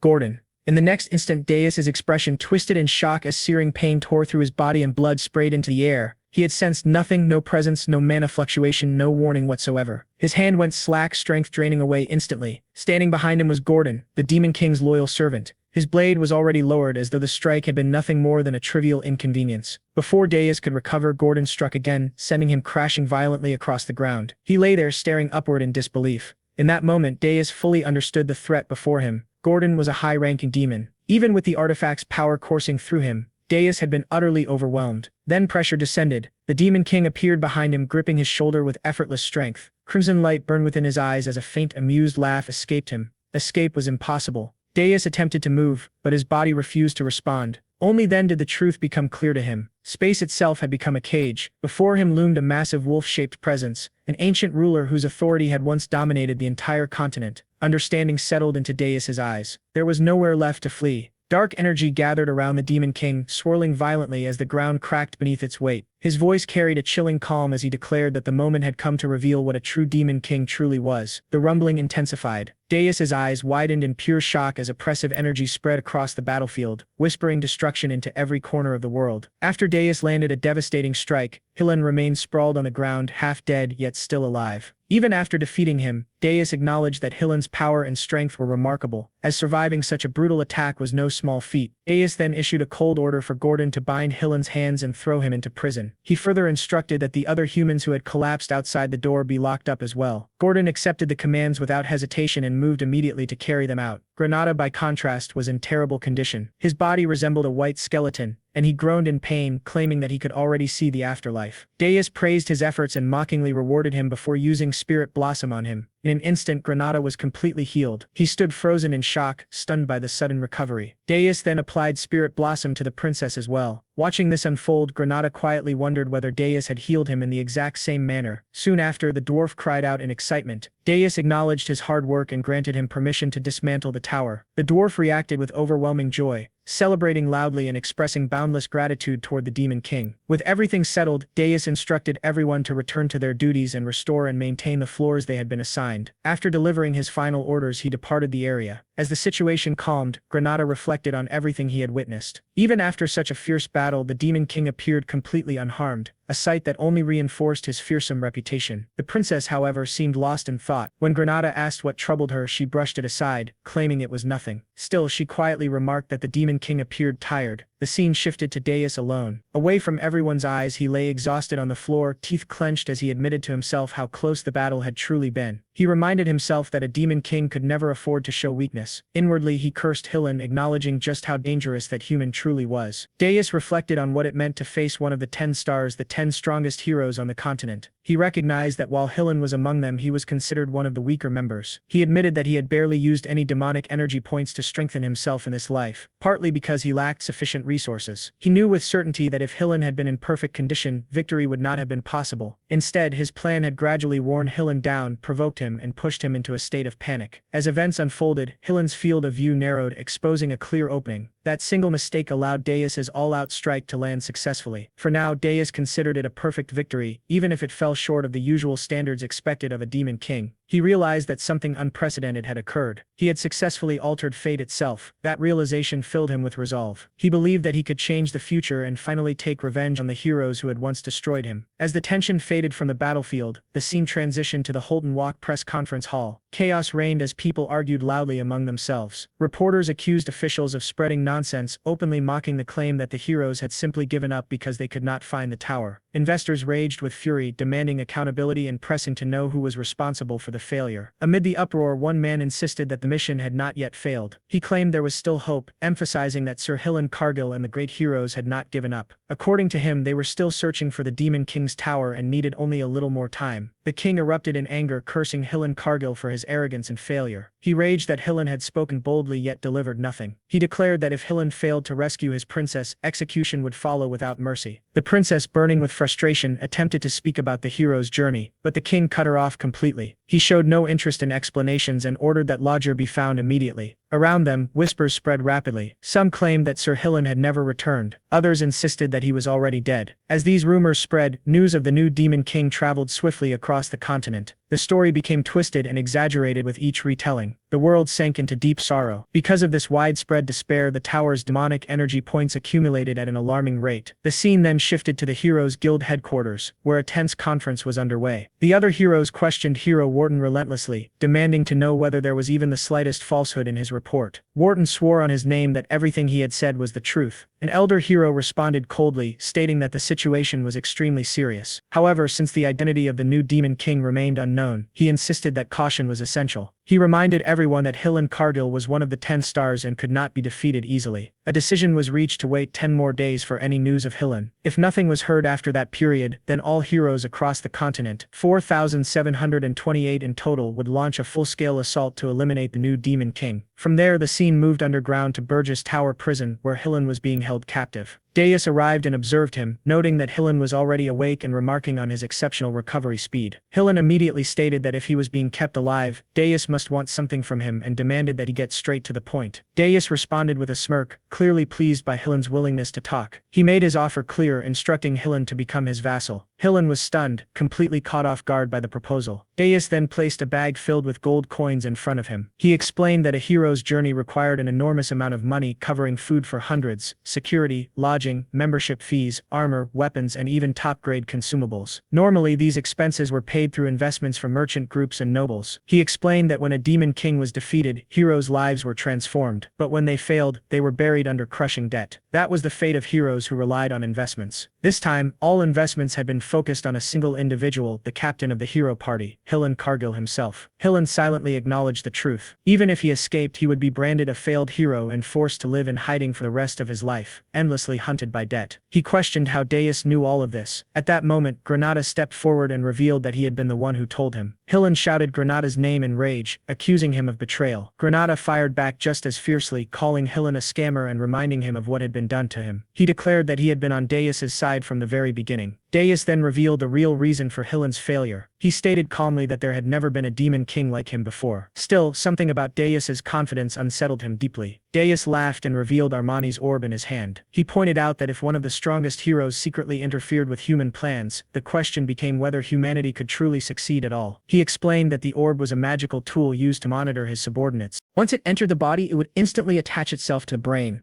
Darius would immediately know if Hillen harbored any hostility toward him. Then it was shown that the rest of Hillen's companions lay scattered across the ground, half dead and groaning in pain as they struggled to move. Hillen desperately tried to stop Darius, insisting that a hero as strong as himself was immune to mind control magic. He believed that the moment the orb entered his body, it would disappear and that none of this was his fault. Granada responded with a grin, explaining that a hero could have their mental defenses dispelled by their own will. Darius reacted with a mocking smirk, making it clear that Hillen's own words had sealed his fate. Enraged, Hillen hurled insults at Darius, calling him a deranged elf and demanding to know if he felt any shame. He declared that Darius should be the one ashamed, accusing him of wasting a precious magical tool, and swore that he would never submit to a Demon King. Ignoring his resistance, Darius coldly silenced him and forcibly made Hillen swallow the orb. Agonizing pain tore through Hillen's body as the magic took hold. Granada observed that Hillen was remarkably tenacious and questioned what would happen if he chose death instead. Darius showed no concern, calmly reasoning that a greedy human who treated his comrades as disposable tools for money would never sacrifice himself. A status window appeared, identifying Hillen Cargill. His equipment was listed as Armani's orb and his status was now marked as a Demon King's vassal. Hillen cursed bitterly as the transformation was completed. The scene then returned to the castle where Gordon addressed Darius. Although Hillen Cargill had been made a vassal, the massive debt of 100,000 gold meant his actions would be heavily restricted. Gordon pointed out that the gold coins previously exchanged for demonic energy points amounted to barely 2,000 gold, a sum comparable to a small nation's annual budget, and questioned how more would be gathered. Darius responded with a confident smirk, stating that it was about time he received a message. When Gordon expressed confusion, Darius clarified that he was referring to the annual gathering of demon kings known as the Unison of Towers. In his thoughts, Darius reflected on his previous life, remembering how he had never attended such gatherings because he found the idea of demon kings banding together repulsive. Yet now he reasoned that the other demon kings had survived in Aryan for a long time and must have accumulated vast amounts of gold and treasure. Gordon reacted in shock, believing that Darius intended to exchange demonic energy points for money once again. In the past, Gordon would have protested strongly, but after confronting the heroes directly, he understood the necessity of Darius's methods. He realized that if they had followed the old standards, they would never have been able to stop the heroes. With no other choice, he accepted this truth and resolved to believe in his demon king. At that moment, news arrived that an invitation to the Unison of Towers had been delivered. Gordon immediately informed Darius. Darius responded with a sly smile, declaring that they would go. He resolved that they would swindle his senior demon kings. Gordon acknowledged the order and pledged his obedience. The scene shifted to the Tower of Lies, specifically the demon king's room on the 13th floor. Darius entered with a faint grin, noting that he hoped he was not late for the appointment. He observed that everyone had gathered early and wondered if there had really been that much to discuss without him.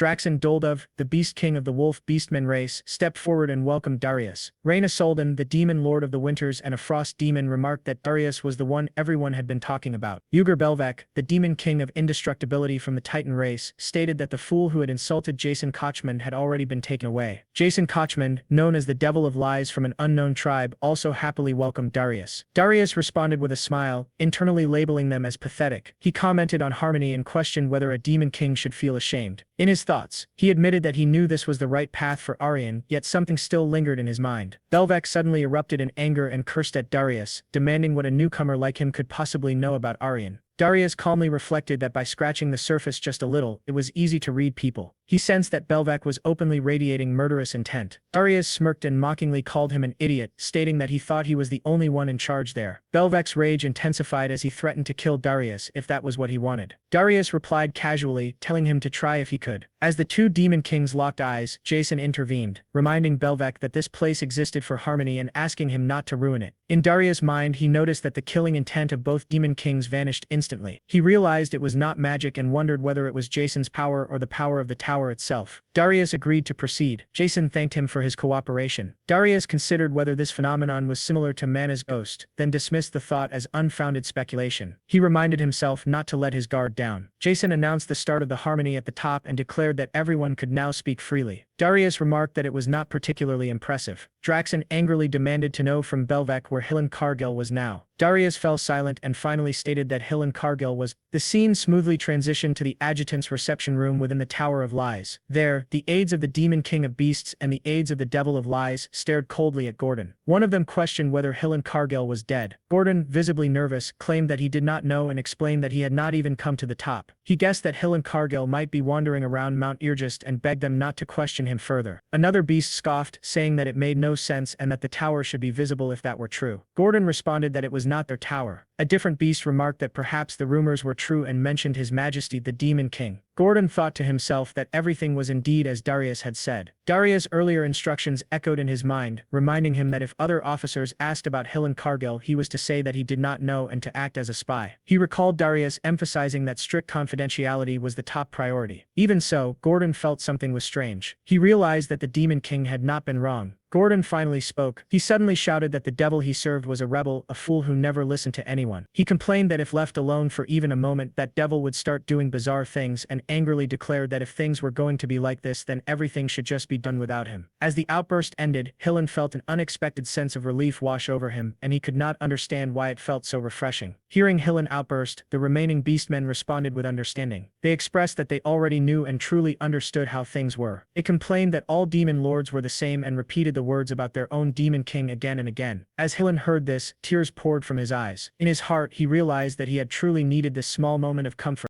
The scene transitioned smoothly back to the Tower of Lies. Belvek stared at Darius in disbelief, questioning whether Dais genuinely expected him to accept the situation as it was. Dais responded calmly, affirming that this was indeed exactly what he expected. Belvec erupted in anger. He pointed out that Hill and Cargill had not even arrived yet and accused Dais of not even building the tower on top of the mountain. His frustration reached its peak as he shouted about the tower being 82% complete, demanding to know who Dais thought he was fooling with such nonsense. Jason chimed in, remarking that the situation remained unchanged with warriors still targeting the tower. He questioned why Burji Dais had abandoned his own tower just to come here. Mockery dripped from his words as he referred to Dais as a demon king who had lost his tower and sarcastically recalled the lessons from the Demon King Academy, calling him the best leader ever with clear irony. Dais dismissed the concern outright, stating that there was nothing to worry about because he would personally protect his own tower. Internally, he admitted that something had been bothering him for some time, particularly the Devil of Lies. When Jason attempted to continue in the same mocking tone, Dais cut him off, signaling that there was no need for further commentary. Draxon, clearly irritated, questioned whether Dais truly believed that Grand Duke Arcane would ignore this situation. Dais replied flatly that it did not matter what that old woman said. Draxon silently acknowledged that Dais was without question extremely stubborn. Dais reflected inwardly that even if he confronted them directly, there would be no way to confirm anything. For now, his doubts were sufficiently settled. He concluded that avoiding unnecessary trouble was better than being caught and reminded himself of their real objective. The top priority was collecting 100,000 gold. After that, the conversation among the demon lords continued. Burji Dais appeared far more active in the discussion than expected. As Dais observed the exchange, he realized that even among demon kings a clear hierarchy existed. The Demon King of Lies stood firmly at the top tier. Dais carefully observed and gathered information, paying close attention to which demon king seemed particularly desperate for magic points. In the midst of his observations, Reyna suddenly cast a cold gaze toward Dais, leaving him momentarily confused. The scene shifted to the balcony on the 13th floor of the Tower of Lies. Reyna stood there alone. Dais approached her and asked what was going on. Reyna explained that it was not a secretive matter. After hearing the rumors, she had simply wanted to speak with him privately. Dais was surprised that Reyna specifically wanted to talk to him. Reyna turned toward him and confirmed it directly. She stated that she agreed with some of his opinions. Dais was visibly shocked and wondered whether Reyna had ever said anything like this to him in his previous life. Reyna clarified that he should not misunderstand her intentions. She explained that she did not hate orthodoxy the way he did and that she believed in classical values. However, she also believed that flexibility was sometimes necessary, especially in Aaron, which was precisely why she had wanted to meet him. Compared to the others, she added, he was at least someone she could communicate with. Dais shared his thoughts in response. Reyna replied that it was not bad and admitted that he was better than she had initially expected. Dais accepted the compliment with mild surprise. Reyna then handed him an item and explained that it was a personal communication port. She told him that if he ever needed advice, he could contact her at any time. She added that as long as he did not insult the Demon King's standards in front of her, she would tolerate him. She expressed her hope that someone capable of proper communication like Dais would not disappear anytime soon. Dais asked why she did not simply speak with the Devil of Lies instead. Reyna explained that his mind could not be read and that while he was better than the other two, there were still limits. With that explanation, Reyna left the balcony. Left alone, Dais admitted to himself that he still could not fully trust her. Even so, Reyna Soldan remained in his mind as an unexpected and valuable gain. At the same time, the scene shifted elsewhere, inside the Tower of Burgess. On the first floor of Burgess Tower, the princess arrived after baking cookies for Lodger. She cheerfully presented the cookies to him and urged him to try them. Lodger was surprised to see snacks inside the Demon King's tower. The princess laughed softly and explained that the ingredients had been purchased by the Demon King himself. With the assistance of spirits, she had attempted to bake them on her own. Lodger praised her as a genius spiritist and remarked that the atmosphere felt unusually comfortable. The princess encouraged him once more, inviting him to taste the cookies. Lodger chuckled and decided to eat them with gratitude. Inwardly, Lodger reflected that the princess had been raised without ever having to lift a finger, without even a single drop of water touching her hands. He assumed that homemade cookies from someone like her would not be particularly good. Even so, he resolved to call them tasty out of courtesy. The moment he took a bite, his thoughts completely collapsed. The flavor overwhelmed him and the taste caused his mana to sway violently. He realized that he had never tasted anything like these cookies before. To him, they tasted like heaven itself. The princess watched him closely and asked about the taste. Lodger found himself unable to look away, completely stunned by what she had created. The princess explained that she had mixed a small amount of sesame oil into the dough and waited shyly for his reaction. Relieved that it had turned out well, Lodger struggled to understand why something like this felt so precious to him. He sensed his mana draining before suddenly surging again. The princess smiled and explained that this was a gift meant to build a friendship for the future. The princess then playfully offered the idea of giving some to Granada as well, giggling as she spoke. Lodger reacted by remarking that the shock would be even greater than before. The princess grew even more excited, wondering whether the Demon King himself would like them too. Lodger acknowledged the thought as the moment settled into a quiet calm.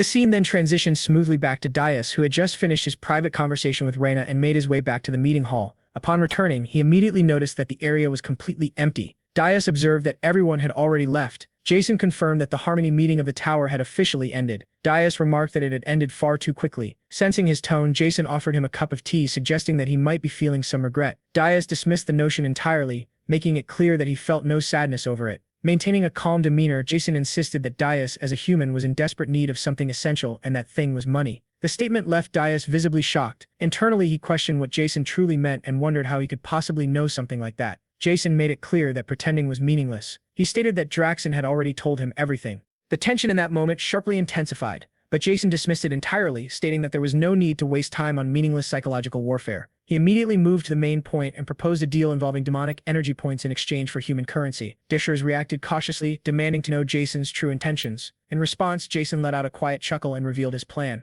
Aligning himself with Burgess, he expressed his hope that they would maintain a good relationship moving forward, reinforcing his willingness to cooperate and support their mutual interests. With that, the scene smoothly shifted to the first floor of Burgess Tower. Large sacks filled with gold were revealed, sent by Jason as part of their agreement. Dishers immediately gave instructions to take 100,000 worth of gold and move it without delay. Helen stood frozen in shock, realizing that Jason had truly fulfilled his promise. Dishers carefully analyzed the situation, suspecting that Jason might possess the means to track the flow of money. He realized that the worst possible outcome would be becoming nothing more than Jason's puppet. Turning his attention to those present, Dishers explained that everyone who remained had already been transformed into dark knights and dark magicians. He pointed out the individual standing at the center, stating that his name was Ammon, a member of the Golden Moon Merchant Guild, and revealed that he had already been aware of this when the contract was first established. Helen listened silently as Dishers continued speaking. Dishers instructed that the dark knights and dark magicians of Burgess Tower would be responsible for managing the funds, emphasizing that they would obey his commands with absolute loyalty and without hesitation. At the same time, the dark knights and dark magicians who had been forced into binding contracts by Dishers were filled with deep resentment. Within their hearts, they silently pleaded for Helen to save them from their current fate. Dishers then stated that the situation was not a complete failure, since everyone was still alive and a debt could still be repaid. From this, the implication arose that they might be able to return to their roles as heroes in the near future. Helen responded with a smirk, suggesting that they should make it work as partners. Dishers' expression immediately darkened. In the next instant, he pressed the orb in his hand, activating the linked orb embedded within Helen's brain. A wave of unbearable agony surged through Helen's body, forcing him to collapse onto the ground. Dishers coldly corrected him, declaring that their relationship was not one of partnership but one of master and slave. The dark knights and dark magicians felt a grim sense of satisfaction, believing that Helen deserved such treatment. Still trembling in pain, Helen forced out a weak remark, attempting to mask his suffering by saying that he had not realized Dishers took pleasure in such cruel games. Dishers showed no reaction to his words and emotionlessly ordered everyone to disperse and carry out their assigned tasks. As the scene progressed, the princess appeared and handed Helen a letter. She instructed him to deliver it to her sister. Helen realized that she was referring to Elena, the 13th princess of Hilderin, and responded by acknowledging her request and accepting the task. Later on, Gordon voiced his concern to Deus. He clarified that it was not a matter of distrusting the Demon King, but rather doubt about whether the hero would truly follow orders properly. Deus responded by explaining that Hillen Cargill was not a simple materialist who only sought money. He noted that although it might not seem obvious at first glance, the vulgar greed typical of humans who only chase wealth was not present in Hillen.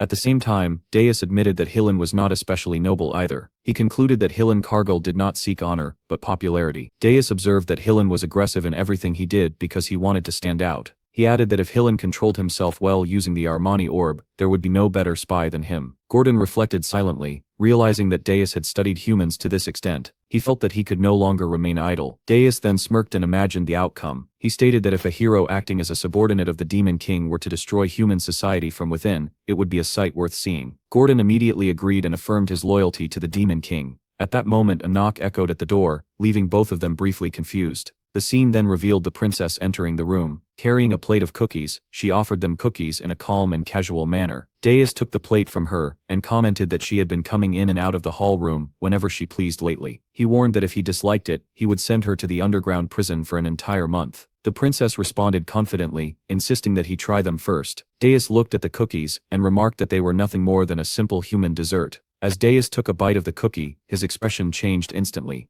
He was visibly shocked by the taste and reacted to the unfamiliar flavor. The princess watched closely, and thought to herself that he had reacted, wondering if he liked her cookies, just like others did. A faint sweat appeared on Deus's face, as he smirked and acknowledged it. He remarked that for a human dessert, it was decent. The princess was stunned internally, realizing that he had withstood it. Deus then pointed out that medicinal herbs had been mixed into the cookie. He noted that the flavor was dangerous. The princess openly admitted it, saying she knew he would notice immediately. Deus connected her action to the reward he had previously given her, and concluded that she clearly wanted something specific in return. The princess chuckled and confirmed that this was indeed the case. Deus remained silent, his confusion obvious. The narration then shifted forward in time. After arriving at Molten Walk, they immediately departed for Hilderan through the teleport circle, and Granada restored discipline soon after. The scene moved to the Scarlet Hawk mercenaries' headquarters, where all of Granada's subordinates returned beaten and battered. Granada, burning with anger, questioned how they had all fled during the first avalanche and left their captain behind. He accused them of abandoning him over something they did not even bother to face. One mercenary, his face swollen and tearful, tried to explain. He insisted it was not like that, and begged Granada to listen. He described Era Ergust as a place where even heroes had fallen and questioned how mid-rank mercenaries like them were supposed to endure it. He claimed they had no other choice if they wanted to survive. Granada responded with fury, beating the man as he shouted that survival did not justify abandoning their captain. Just then someone called out to Granada, causing him to turn around. Standing before him was a blonde-haired female knight. She introduced herself as Kaid, declaring that she was a hero. She explained that due to unavoidable circumstances, she had been unable to join the hero's expedition from the beginning, but had now come to seize the opportunity to participate. Despite her late arrival, she asked for permission to join the hero's expedition. Granada responded with visible confusion, questioning her reason for coming, and expressing his disbelief at seeing a hero appear in that place. At the same time, some of Granada's subordinates, already intoxicated and enjoying themselves, began joking around. They pointed out that Kaid had been the one who paid for their drinks, while their captain was absent, and casually suggested continuing to drink more. Granada immediately silenced them by striking them again, and ordering them to be quiet. He then acknowledged Kaid's generosity in paying for their drinks, but informed her that the hero's expedition had already ended. Hearing this, Kaid was left visibly stunned. Granada continued explaining, stating that Hillen Cargill and the others had already departed from Holton Walk. Kaid reacted with shock and disbelief. Unable to accept the situation, she apologized for her bold request, and asked him to tell her everything that had happened, expressing her desire to hear about the expedition's failure. Internally, Granada resolved that he would only reveal the information that the Demon King had permitted him to share. The scene then shifted to the two of them sitting together inside a restaurant. Granada began recounting the events in detail, explaining everything that had transpired. After listening carefully, Kaid handed him several gold coins, while showing clear disbelief. She realized that the Demon King's tower had not actually been located at the summit. With that realization, she concluded that there was no longer any reason for her to remain there. She expressed her gratitude to Granada for taking the time to share the information with her, and stated that the gold was a gift in appreciation of his help. After conveying her thanks, she stood up and left. After her departure, Granada's subordinates spoke dismissively, describing her as an inexperienced hero who lacked understanding of the world. They remarked that it would not be surprising if she were eventually betrayed.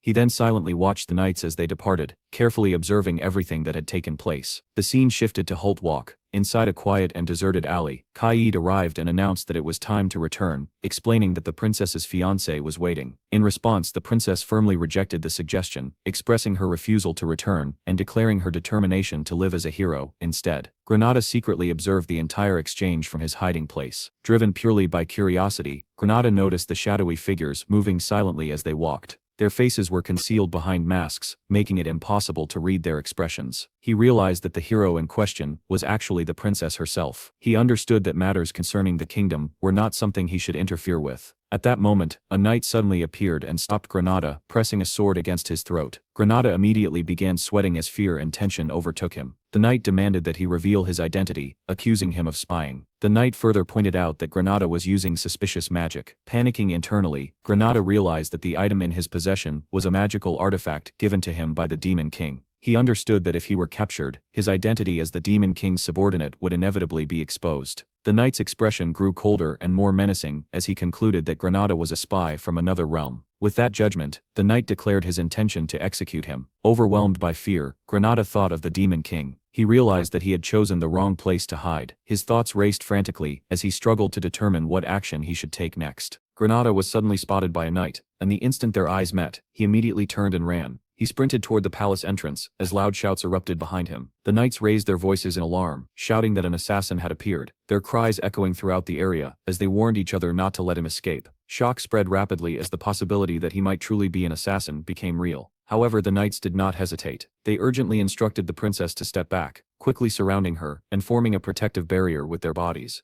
Granada panicked internally, realizing that hesitation would only lead to his capture or death. Even if his identity were exposed at this moment, he had no other choice. At that instant, the knights released a barrage of arrows toward him, pushing the situation beyond the point of return. Just as the arrows flew toward him, the Demon King suddenly appeared. He casually remarked that he had been wondering why things were taking so long. In the next instant, the arrows aimed at Granada shattered in midair, effortlessly destroyed by the Demon King's overwhelming power. Granada was left completely stunned by what he had just witnessed. Unable to fully comprehend the scene before him, Granada watched as the Demon King spread his wings and rose into the air. A flame of magic calmly formed in the Demon King's hand as he casually commented that Granada must have been wasting time playing around in a place like that. The Demon King dismissed the entire matter lightly, casually remarking that there was no need to make such a fuss over wounds that could heal easily. Hearing this dismissive attitude, Granada reacted with visible frustration, expressing through his tone and demeanor that he was taking the situation far more seriously. Panic spread among the knights as they shouted in unison, reacting as if an unimaginable enemy had descended upon them.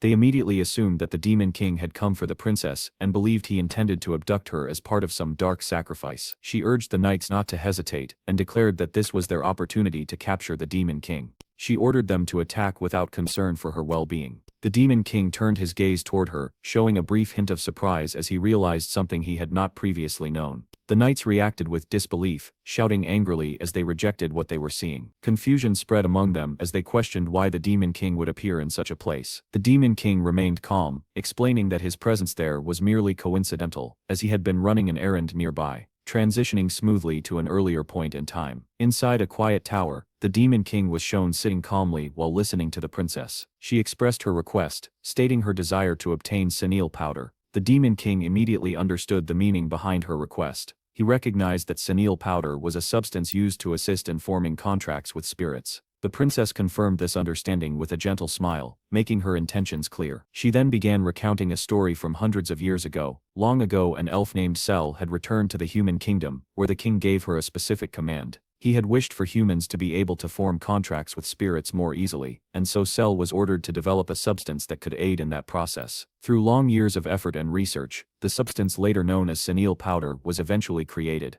The Demon King shifted his focus back to the princess herself, calmly pointing out that based on her natural talent alone, she did not actually require senile powder. The princess responded with a faintly saddened expression, conveying that he was overestimating her abilities. She explained that, as he already knew, the tower contained very little mana, and without senile powder, her spirits would struggle to function properly. The Demon King continued, revealing that he himself had been considering forming a contract with a new spirit, specifically one of a higher level. Hearing this, the princess became visibly flustered. She turned her face away and pouted slightly in embarrassment. Her fire spirit and water spirit mimicked her reaction perfectly, reflecting her emotions. After a brief moment of silence, recalling memories from a previous life involving Ernan, she remembered that at the age of 27, she had formed a contract with a high-level spirit, an event that had shaken the entire continent and thrown it into chaos. Forming a contract with a higher-level spirit was something only a few humans had ever achieved, yet now it was happening 7 years earlier than expected. She had intended it to be a surprise. The Demon King casually finished his cookie, expressing that he had eaten well before standing and leaving. The scene returned to the present. Daius raised his hand, forming a dense and overwhelming mana flame. He expressed his intention to finish everything quickly due to his own circumstances. The Night Princess froze in shock. Without hesitation, Daius released the flame. A massive explosion instantly engulfed the battlefield. When the destruction cleared, everything had been annihilated.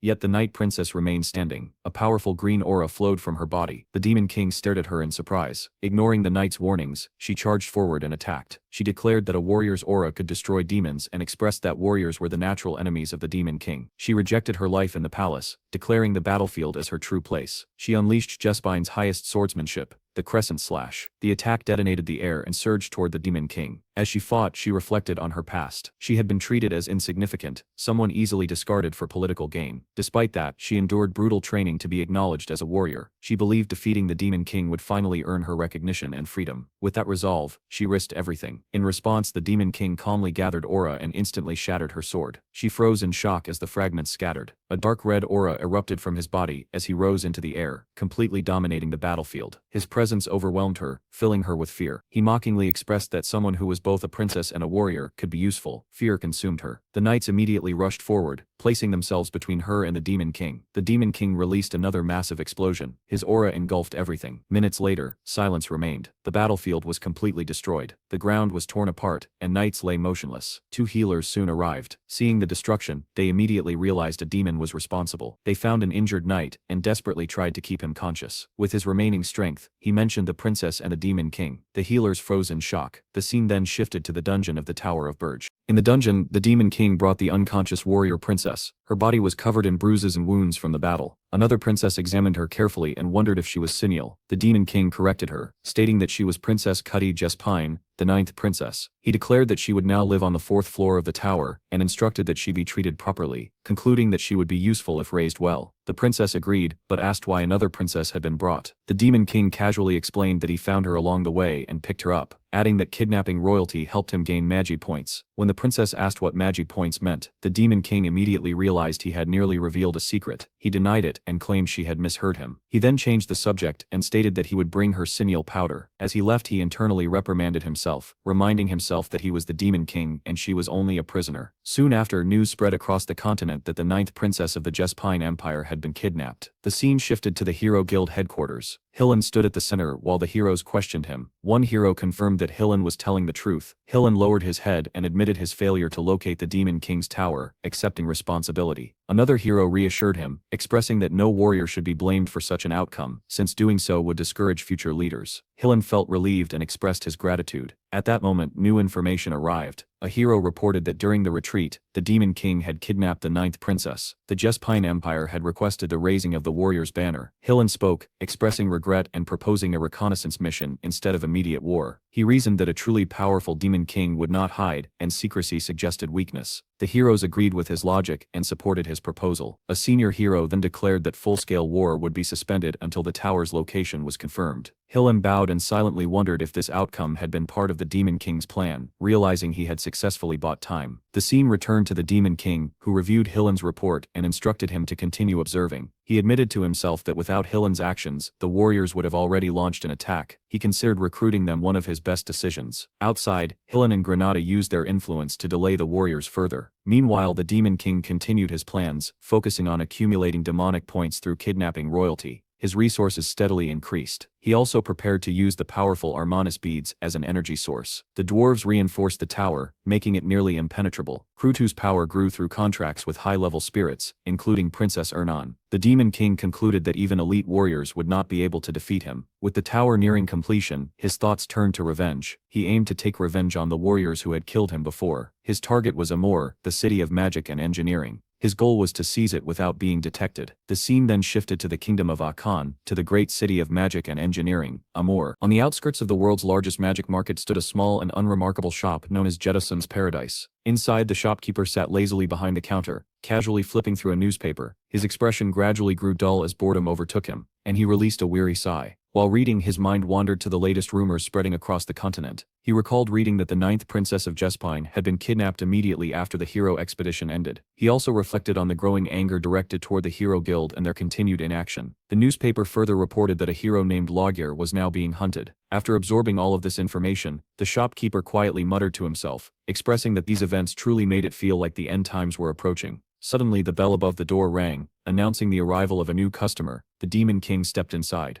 The seller immediately set aside his newspaper, straightened his posture, and greeted the Demon King with an overly bright and friendly smile. He welcomed him enthusiastically, and asked if there was anything specific he was searching for. The Demon King, however, paid little attention to the seller's exaggerated enthusiasm. His gaze swept across the dusty and run-down shop with clear disinterest. He finally spoke, stating that he was looking for some powder and asking whether it was available. In his thoughts, he recalled that the princess had personally asked him to bring this powder for her. Upon hearing the request, the shopkeeper's mood shifted instantly to excitement. His eyes sparkled as he proudly declared that they absolutely had it in stock. He began speaking with excessive cheer. The narration then further explained the setting. The kingdom of Akan was known as the sacred land of magic engineering, attracting heroes, mages, and alchemists from all across the world. Because of this, famous shops were constantly filled with powerful individuals. Even when demonic energy was carefully concealed, the risk of being detected in such crowded places remained high. This was precisely why Demius had deliberately chosen this quiet and isolated shop with almost no customers. The shopkeeper then eagerly held up 2 glass vials filled with sin powder. Laughing loudly, he cheerfully declared that the Demon King was extremely fortunate today.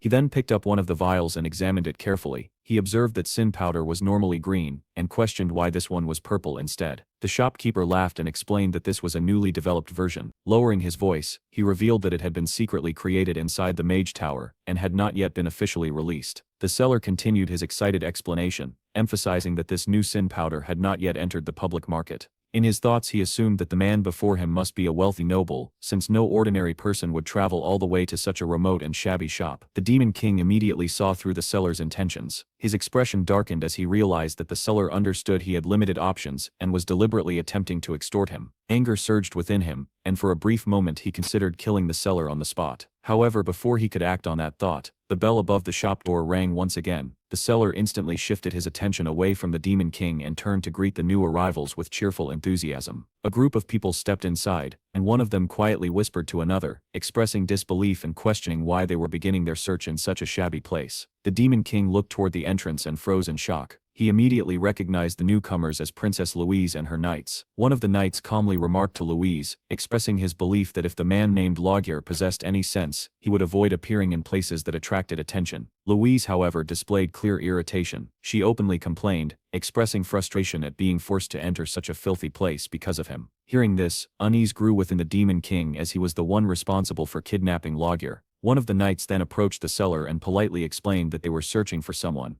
Meanwhile, the Demon King carefully observed Louise. He studied her sharp temperament, her rough tone, and most notably, her distinctive twin tails. He became certain that she was Louise Werft. At the same time, he reassured himself internally, reminding himself that she would not recognize him since he had used a magic item to conceal his identity during their previous encounter. The seller laughed awkwardly, and told the knight that he understood they were searching for someone. Then, in a strange and absurd claim, he stated that he suffered from a peculiar condition, explaining that his memory would fail him if he did not sell anything first. The knight reacted with visible confusion and shock at such a bizarre statement. Louise immediately responded with fury, expressing her anger through harsh insults directed at the seller. In the next instant, she stepped forward and pressed her sword dangerously close to his neck. He screamed in panic, reminding them that murder was forbidden in the royal capital and begging desperately for his life. Trembling uncontrollably, he pleaded that if they were going to threaten him, they should at least buy something first. Staring at him in disbelief and expressing that he had completely lost his sanity, he expressed his willingness to accept any punishment they chose, as long as they agreed to buy something first. Hearing this, the Demon King remained stunned in silence. Even Louise herself appeared momentarily surprised. She stared at the seller briefly, visibly taken aback by his boldness. Then, unexpectedly, she burst into laughter. Rather than remaining angry, she expressed amusement and commented that the man was surprisingly interesting. Deciding that she was willing to see what he had to offer, seizing this unexpected opportunity, the seller quickly changed his approach. He immediately renamed the sin powder and presented it proudly as arch powder. He confidently claimed that it was an extremely valuable item, particularly useful for dwarven masters. Without hesitation, he declared that its price was 3 gold coins. Watching this unfold, the Demon King felt his anger intensify.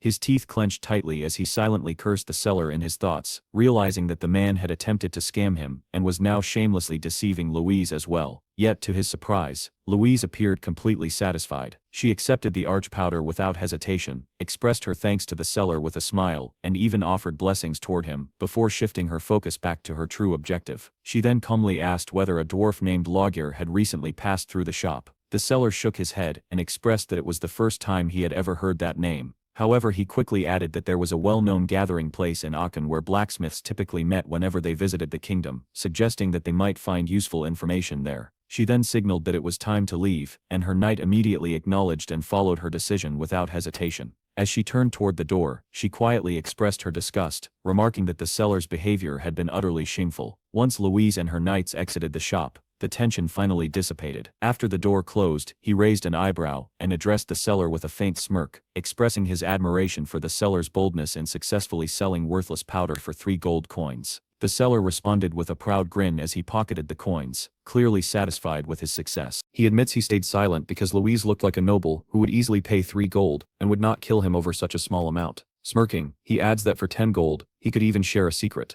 The Demon King internally calls him a scammer, but finds his boldness amusing. Leaning closer, he tells him to go to the Golden Moon Merchant Guild and say he was sent by the mountain, assuring he will be accepted. The seller is confused and questions why someone would associate with a nearly bankrupt guild. The Demon King smirks and reveals the truth. The woman he scammed was Louise Werft. The seller freezes. His hands tremble, the vials fall and shatter, and his face turns pale in terror. He realizes he scammed the infamous Mad Dog Princess. Panicking, he demands to know what the Demon King wants. The Demon King calmly places 1 gold coin on the counter and repeats his answer. Join the Golden Moon Merchant Guild, where the monthly salary is 1 gold. Smirking, he warns that if he refuses, he will bring Louise back. Terrified, the seller begs for his life. But suddenly, his fear vanishes, replaced by a mocking grin. He angrily orders the Demon King to leave, daring him to bring Louise back, and scoffing at the idea. The Demon King leaves without another word, muttering that things will go as the seller wishes.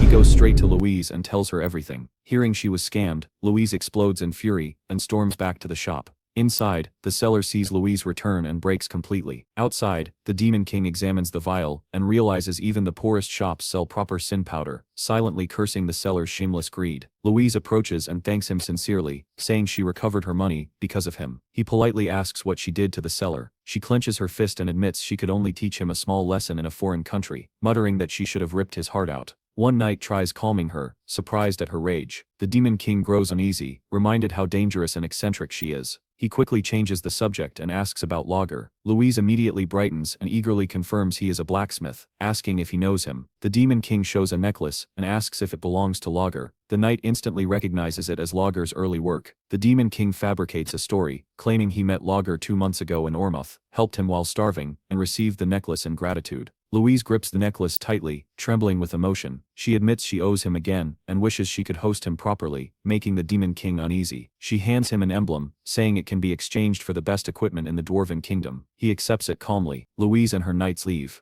One knight asks her next move. She declares she will request reinforcements, and vows she will not let Lager escape. As they disappear, the Demon King's thoughts turn inward. One word echoes in his mind: the heart. Memories resurface. After regression, he realizes he forgot a crucial event. Draxon discovered the heart of a mystic beast. After absorbing it, Draxon gained overwhelming power. A realization settles in. That power was the only thing Demon King truly desired. Now reborn as a new Demon King, Demon King understands his current limitations. Dimensional interference is still heavily affecting him, restricting his true strength. If he were to fight Louise one-on-one under these conditions, especially with Louise being fully equipped with high gear, Demon King knows the outcome would be uncertain. At best, he would barely manage to win. That would not be enough to take revenge on the heroes, and to survive in this dimension. Demon King comes to a decisive conclusion. He will send Louise to Ormouth, to the place where the Tower of Beasts stands. Their two monsters will inevitably clash. The Mad Dog Louise and the Demon King of Beast Draxon. While those to tear each other apart in brutal conflict, Demon Kings will remain in the shadows, waiting for the perfect moment.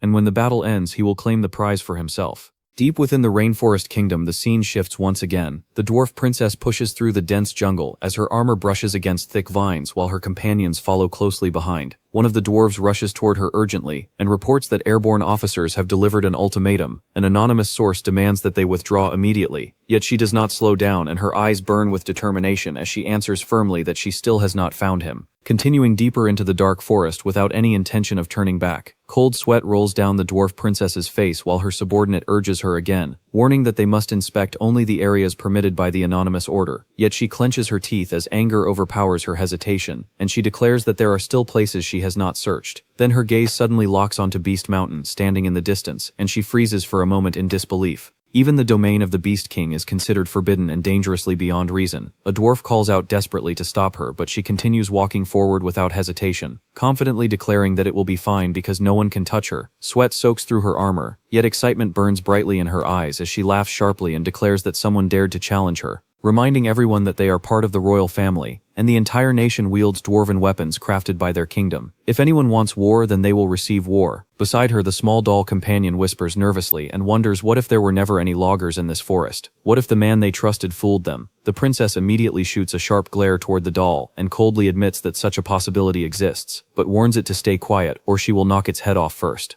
Without waiting for any response, she marches forward again, while while glancing toward the distant tower and mutters that the Demon King's situation is becoming serious. Inside the tower, the Wolf Demon King slowly lifts his head as a demon girl appears before him and bows respectfully, while reporting that the dwarf princess is approaching Beast Mountain. His eyes widen in shock and he demands to know why that reckless princess has come here. Anger twists across his face as he suspects she may be trying to interfere with the heart of reincarnation. The chamber guarding that power is protected with absolute security, and even the pure mana sealed within the magma core cannot be altered. Even 10,000 spirits combined would be unable to move it. He mutters in frustration that the aggravation work is already in its final stage, and wonders why trouble appears now of all times. Suddenly realization strikes him like lightning, and he roars an order to stop her immediately and prevent the princess from approaching, but quickly adds another command that she must not be killed, and no one should be seriously injured. The demon servant hesitates and admits that such an order will be difficult to accomplish. Back in the forest, the princess suddenly halts as a towering muscular figure appears before her and blocks the path completely. His presence overwhelming and his calm voice carrying a deadly edge as he questions whether she has lost her mind and come here seeking death. The princess narrows her eyes proudly and refuses to be intimidated, declaring that the pride of the dwarves will never bend to threats. The man replies that this is the territory of the Demon King, and entry here is strictly prohibited, gripping his sword as he reminds her that someone should have warned her, adding with a dark chuckle that there is always the risk of being killed by demons in a place like this. The man is revealed to be Max, the Prince of Ormus, and orders him to move aside, demanding that he should not return until he finds the missing logo. Max's expression twists with irritation as he mutters that dwarves truly lack intelligence, remembering the full-scale war from 1 year earlier near the kingdom of Jasper, which borders the Demon King's castle. Ignoring the worried cries of her subordinates, she keeps her eyes locked on Max alone. Max begins speaking about how things work in his country, but she cuts him off with a sneer, declaring she's heard enough. The tension exploding as both prepare to strike, and the forest trembles under their power. Suddenly several men emerge from the shadows, shouting that it's their turn to claim the rewards. Max tightens his grip and orders them to kill everyone. Soldiers and hunting hounds surround the princess, cutting off every escape,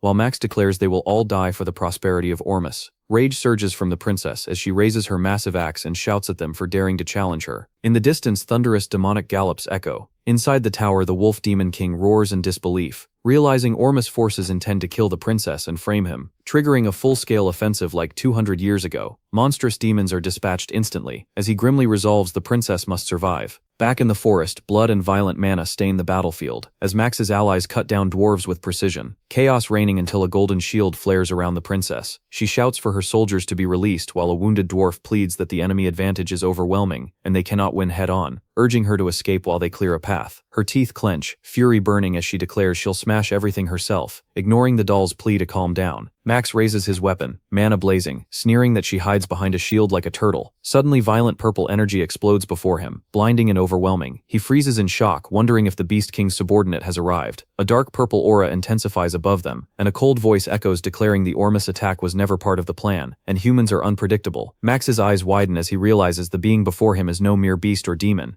At the same moment, both Max and the princess tremble under the Demon King's suffocating presence. Pierce Doss appears with a mocking smile and coldly orders the Princess of Ormus to die, activating his equipment magic tool with an unyielding expression. Someone shouts that high-level demons have appeared. At the same time, the Demon King releases a monstrous aura, the suffocating energy pressing down like a physical force, wrapping around Max and binding him completely. He struggles in shock, shouting in confusion as the crushing pressure freezes him in place. In that exact moment, Princess Louise Vert flashes forward with unstoppable speed, closing the distance in the blink of an eye, ready to strike. Some of Max's soldiers gather their courage and angrily shout that she dared to attack the prince and must pay for it. Yet even as they speak, they can feel the terrifying power radiating from her body, the pressure alone making it hard for them to stand their ground. Louise's expression hardens as she fires back that they came here to kill her first, and now she will send them to their prince as well. At that moment, the dwarf soldiers arrive and immediately form a defensive shield around the princess, while others rush forward to launch counterattacks. The forest erupts into chaos as explosions shake the trees and violent shockwaves rip across the battlefield. Watching everything from a distance with calm, unreadable eyes, the Demon King quietly remarks that Louise will not die here, deciding that the time has finally come to set his true plan into motion, as his gaze slowly rises toward the towering beast tower ahead. As the scene shifts to the tower, an immense surge of energy radiates from it, thick and overwhelming as if the very air itself is trembling. Inside the chamber, the Beast King rages as he realizes another demon lord has sent demons into his territory, his anger growing as he understands that the timing is far too perfect while the princess and Ormuth forces are clashing outside. Determined to see the situation for himself, the Beast King rushes to the battlefield and immediately demands to know what happened to the dwarf princess and the invading demon. His soldiers nervously explain that by the time they arrived, the princess was already surrounded by Ormuth troops, a report that only worsens his anger as a troubling thought enters his mind, that the same great war from 200 years ago might begin again. But when the scene shifts back to the battlefield, the truth becomes clear. Princess Louise is already cutting down every enemy before her in a brutal and unstoppable assault. Not a single soldier able to stand against her, while even her own troops shout desperately for her to stop before the battle turns into pure slaughter. Back with the Beast King, the soldier lowers his head and finishes the report saying the princess solved everything herself, and they were unable to help. Hearing this, the Beast King snaps in irritation and tells them not to confuse him like idiots. In his anger, the Beast King strikes the soldier. The man instantly drops to his knees and bows repeatedly, while apologizing again and again, his entire body trembling beneath the overwhelming fury. Soon more soldiers arrive accompanied by several powerful beasts. One of them hesitates before nervously reporting that Prince Max was killed by the dwarf princess. Another soldier quickly asks what should be done with the remaining Ormus warriors, clearly waiting for the Beast King's permission before taking any action. The Beast King remains silent for a moment, his expression dark and calculating, as he carefully considers the situation in his mind. Finally, the Beast King turns toward his soldiers and gives a firm order to send them alive, explaining that these men must provide their statements properly, so he will not be falsely accused. Then he looks toward the rest of his troops and sharply asks whether they have found the demon who invaded his territory. The soldiers hesitate before answering that they are still searching, their voices trailing off awkwardly. Hearing this, the Beast King grabs his head in frustration and calls them pathetic, saying that not only their heads but even their noses are useless. His anger burns fiercely, but soon his expression shifts into deeper thought. If it is a high demon that specializes in stealth, then it is no surprise these fools cannot detect it. He narrows his eyes and mutters that it has been a long time since he has faced a situation like this. Then he activates a technique known as sensory super-maximization, a powerful method that heightens the senses by concentrating magic directly into the sensory organs. By mastering this technique, even the faintest traces of stealth magic can be detected. After a moment he senses it, faint traces of an unfamiliar demon lingering in the area. His expression darkens as a thought crosses his mind that perhaps that bastard had chased the dwarf princess. Immediately he turns to his soldiers and demands to know which direction the dwarf princess ran. One soldier quickly points and answers that she went that way, but before the sentence can even be finished, the Beast King vanishes from the spot and rushes forward with incredible speed, his furious voice roaring through the forest as he curses the Demon King. In that instant, the Beast King suddenly understands everything, his eyes widening as the truth pieces itself together inside his mind. It was all about the dwarf princess and Prince Ormus. Even exposing the magic was part of the plan. Everything was meant to lure him away from the volcano. Rage surges through him like wildfire as his aura erupts violently, and he races toward the mountain, the ground cracking beneath his steps while the wind howls around him as he moves. The scene shifts deep within the Beast King's territory, inside a massive cave hidden near the volcano. Numerous beast warriors guard the area heavily, while bear demons carry materials back and forth with urgency and discipline. The entire place feels like a secret operation moving in perfect coordination. Then the view moves deeper into the cave, where the Demon King himself has already arrived at the hidden location. Standing before a massive pool of extraordinary lava while observing it carefully, the molten flow glows unnaturally as it radiates a strange and powerful energy. He quietly mutters that this is no ordinary lava, and that the energy of return is being transmitted there. No matter how tough Draxon was, it would have been impossible for him to jump into it, meaning the lava must have been secretly constructed to drain it, though he calmly adds that he does not mind at all. As he speaks, dark energy begins rising around his body while mysterious abilities awaken within him. He calmly explains that the black flame dragon's scales are capable of moving even within lava. Just then, someone senses his presence. A tiger demon, sharp and alert, instantly locks onto him and launches a full-force attack without hesitation, his weapon infused with all his strength as he strikes with deadly intent. Yet the Demon King simply raises one hand and stops the attack effortlessly, the weapon unable to move forward even a single inch. Without even looking troubled, the Demon King calmly remarks that at such a distance it was inevitable. A high demon would eventually discover him. The tiger demon bares his fangs and angrily shouts for him to stop right there. But before he can react further, the Demon King coldly tells him that he should come with him. With those words, he drags the tiger demon along and leaps straight into the massive pool of lava. As they plunge into the burning molten depths, the tiger demon's screams echo throughout the cavern, while his body is instantly destroyed by the intense heat without leaving a single trace behind. Yet the Demon King remains completely unaffected, as the black dragon scales covering his body protect him from the devastating heat, the molten fire sliding across his body as though it were nothing, while he continues descending deeper into the blazing depths. He often wondered what kind of recovery ability he had truly obtained, a faint smile appearing on his face as the memory returns. Then far below within the depths, something finally appears, a phoenix whose presence radiates immense power even within the lava itself. The Demon King recalls that during his time as a Demon King cadet, the existence of the phoenix had been confirmed across multiple dimensions, the phoenix capable of transcending dimensions ranging from divine beings to entities that rule their own realms as ultimate destroyers, the scale of its power differing greatly depending on its form. However, there was one thing all records shared in common. Every demon lord who completely absorbed a phoenix became powerful enough to have their name engraved in the history of the demon world. A quiet satisfaction appears on the Demon King's face, as he softly thanks Draxen in his mind, saying that because Draxen absorbed the phoenix in the previous life, he is now able to stand here. The one power he always envied finally within reach, and in this life he will make sure to write his own legend with it. The Demon King slowly stretches his hand forward, and an overwhelmingly powerful light burst from his palm. The radiance so intense that it illuminates the sky and the surrounding mountains even from far away. Seeing the blinding light in the distance, the Beast King's expression twists with shock and rage, as he roars in fury while demanding to know who discovered his phoenix, his mind racing through possibilities as he briefly considers Deus, but quickly rejects the thought because that man would never move without a clear benefit. In the next instant he arrives at the entrance of the cave, where the guards stammer nervously as they try to report the appearance of a demon. But the Beast King pushes past them without hesitation and orders everyone to stay back while he strides deeper inside, muttering to himself that Ugar lacks the intelligence to plan something like this, and Rena from the Snow Demon tribe could not approach the Phoenix because of its fire attribute. Leaving only one possible explanation, he suddenly turns toward his soldiers and sharply demands whether they are safe. One soldier hurriedly explains that earlier the tiger demon suddenly jumped into the lava. The Beast King immediately snaps in disbelief, saying that such a thing is impossible, yet the trembling soldier continues and explains that the tiger claimed he was going to steal it. At that moment someone shouts that the Demon King is inside, and that it is dangerous, an immense light pouring outward from deep within the cave, growing brighter with every passing second as its glow spreads far beyond the cavern and becomes visible even from great distances. From afar several figures witness the astonishing sight: Princess Louise, Merchant Granada, Cargill, and Princess Elena, standing beside their soldiers as they watch the radiant eruption in stunned silence. Meanwhile, the Beast King's fury reaches its absolute peak as he clenches his fist and his aura explodes violently around him, roaring with uncontrollable rage that he will kill the intruder. And within the blazing depths the phoenix finally reveals itself. Deep within a dense forest, a sharp, unnatural sound echoed briefly before fading, leaving silence. On the forest floor lay Deus, motionless, abandoned by life. Minutes passed before his eyelids trembled and opened, confusion clouding his gaze as he stared at the tangled canopy above, unsure where he was or how he had arrived. Around him, animals had gathered, wolves in the shadows, small creatures peeking from bushes, birds perched above. None attacked, they simply watched the stranger in their territory. Ignoring them, Deus slowly pushed himself up, heavy and disoriented, searching his memory. Then it hit him: the phoenix. His plan had been simple: kill it, store it in his subspace, and return to his tower. But the volcano erupted, its force hurling him across the sky before he crashed in this forest. Walking through the trees, he reached a narrow stream and froze at his reflection. His appearance had completely changed. The face staring back was unfamiliar. Far away in Ormus, Princess Louise reported to the king about the battle.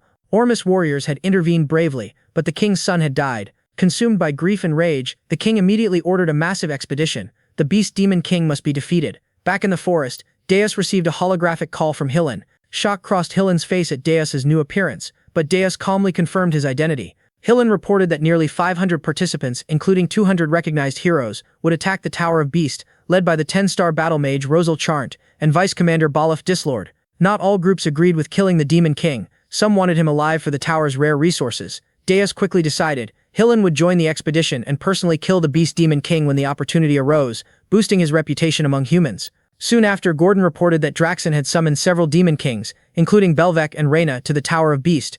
Recognizing the urgency, Deus transformed into his demon form and took to the sky. The phoenix's mana flared violently, igniting his wings. He shot through the sky like a burning comet, crashing into the barrier surrounding his tower but stabilizing safely. As Deus confirmed his safety, Gordon prepared a portal to the Tower of Beast. Heroes gathered from across regions. Rosal drew admiration as she boldly declared she would defeat the Beast Demon King, while Hillen internally resolved the victory would ultimately belong to him. Deus, Gordon, and Jason arrived at the tower's top level, where Draxen awaited. Calmly acknowledging them, Draxen led them into the meeting chamber. Deus noted that arriving late would have been unwise. Once everyone gathered, Belvec questioned the urgency. Jason casually remarked on the assembling hero forces, and Draxen revealed the truth. One Demon King had secretly sent an acetate demon into his territory. That intruder had stolen the corpse of the phoenix that Draxen had been preparing to absorb. Even worse, the same culprit had caused the death of the second prince of Ormus, which had triggered the current hero expedition. The other Demon Kings silently considered his words.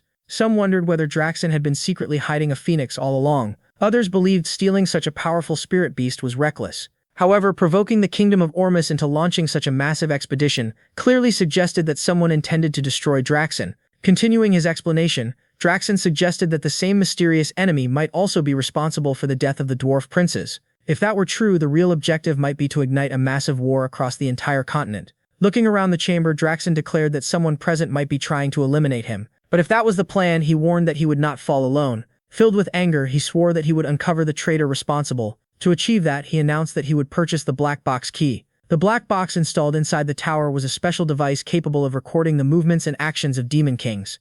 It had originally been created to analyze past operations and help plan future invasions more effectively. However, many demon kings who followed strict demonic traditions believed such devices were unnecessary. Using the system required an enormous number of demon energy points, and because the device would disappear if the tower collapsed, most demon kings had stopped paying attention to it entirely. But Draxen intended to use it. When Deus heard this announcement, a troubling thought crossed his mind. The black box was something he had never considered before. If Draxen opened the black box inside his tower, the truth would be impossible to hide. Draxen continued explaining that activating the device was not something he could do alone. The system required the approval of the Demon King who controlled the tower where it was installed. Without that authorization, the black box would remain sealed. He looked around at the other rulers and asked each Demon King present to grant him permission to open the black box in his domain.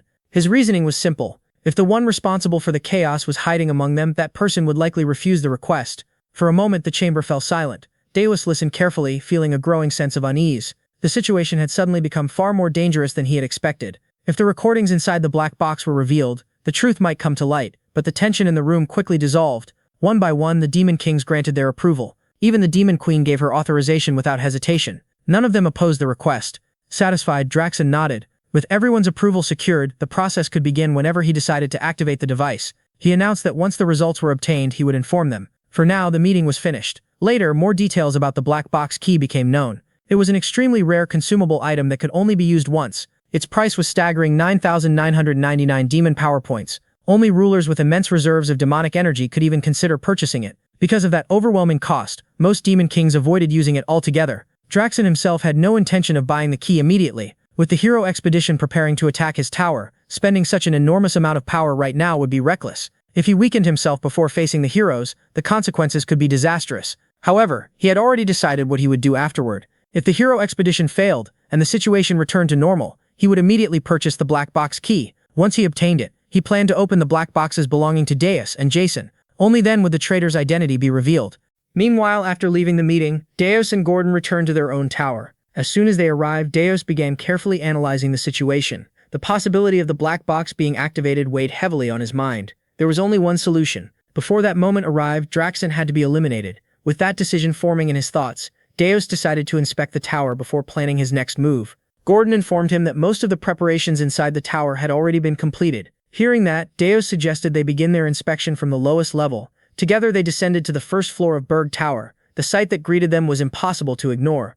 A gigantic magical weapon dominated the entire floor. The structure resembled a colossal cannon, towering like a siege machine built for pure destruction. Standing proudly on top of the massive device was Logger. The moment he saw Deus arrive, his excitement exploded. He began enthusiastically explaining his newest creation. This, he announced proudly, was the weapon forged in the Hell Forge, Hell's Catapult Mark I. His voice overflowed with admiration for his own masterpiece. According to him, the design was both magnificent and elegant. It was without question the greatest creation he had ever produced. As Deus and Gordon turned to leave, Logger continued shouting excitedly behind them, thanking the Demon King repeatedly and promising that the next weapon he created would be even bigger, stronger, and more extraordinary. Leaving the loud inventor behind, Deus and Gordon moved up to the second floor of the tower. There they found Kate Turde standing alone in the training area, practicing her swordsmanship with focused determination.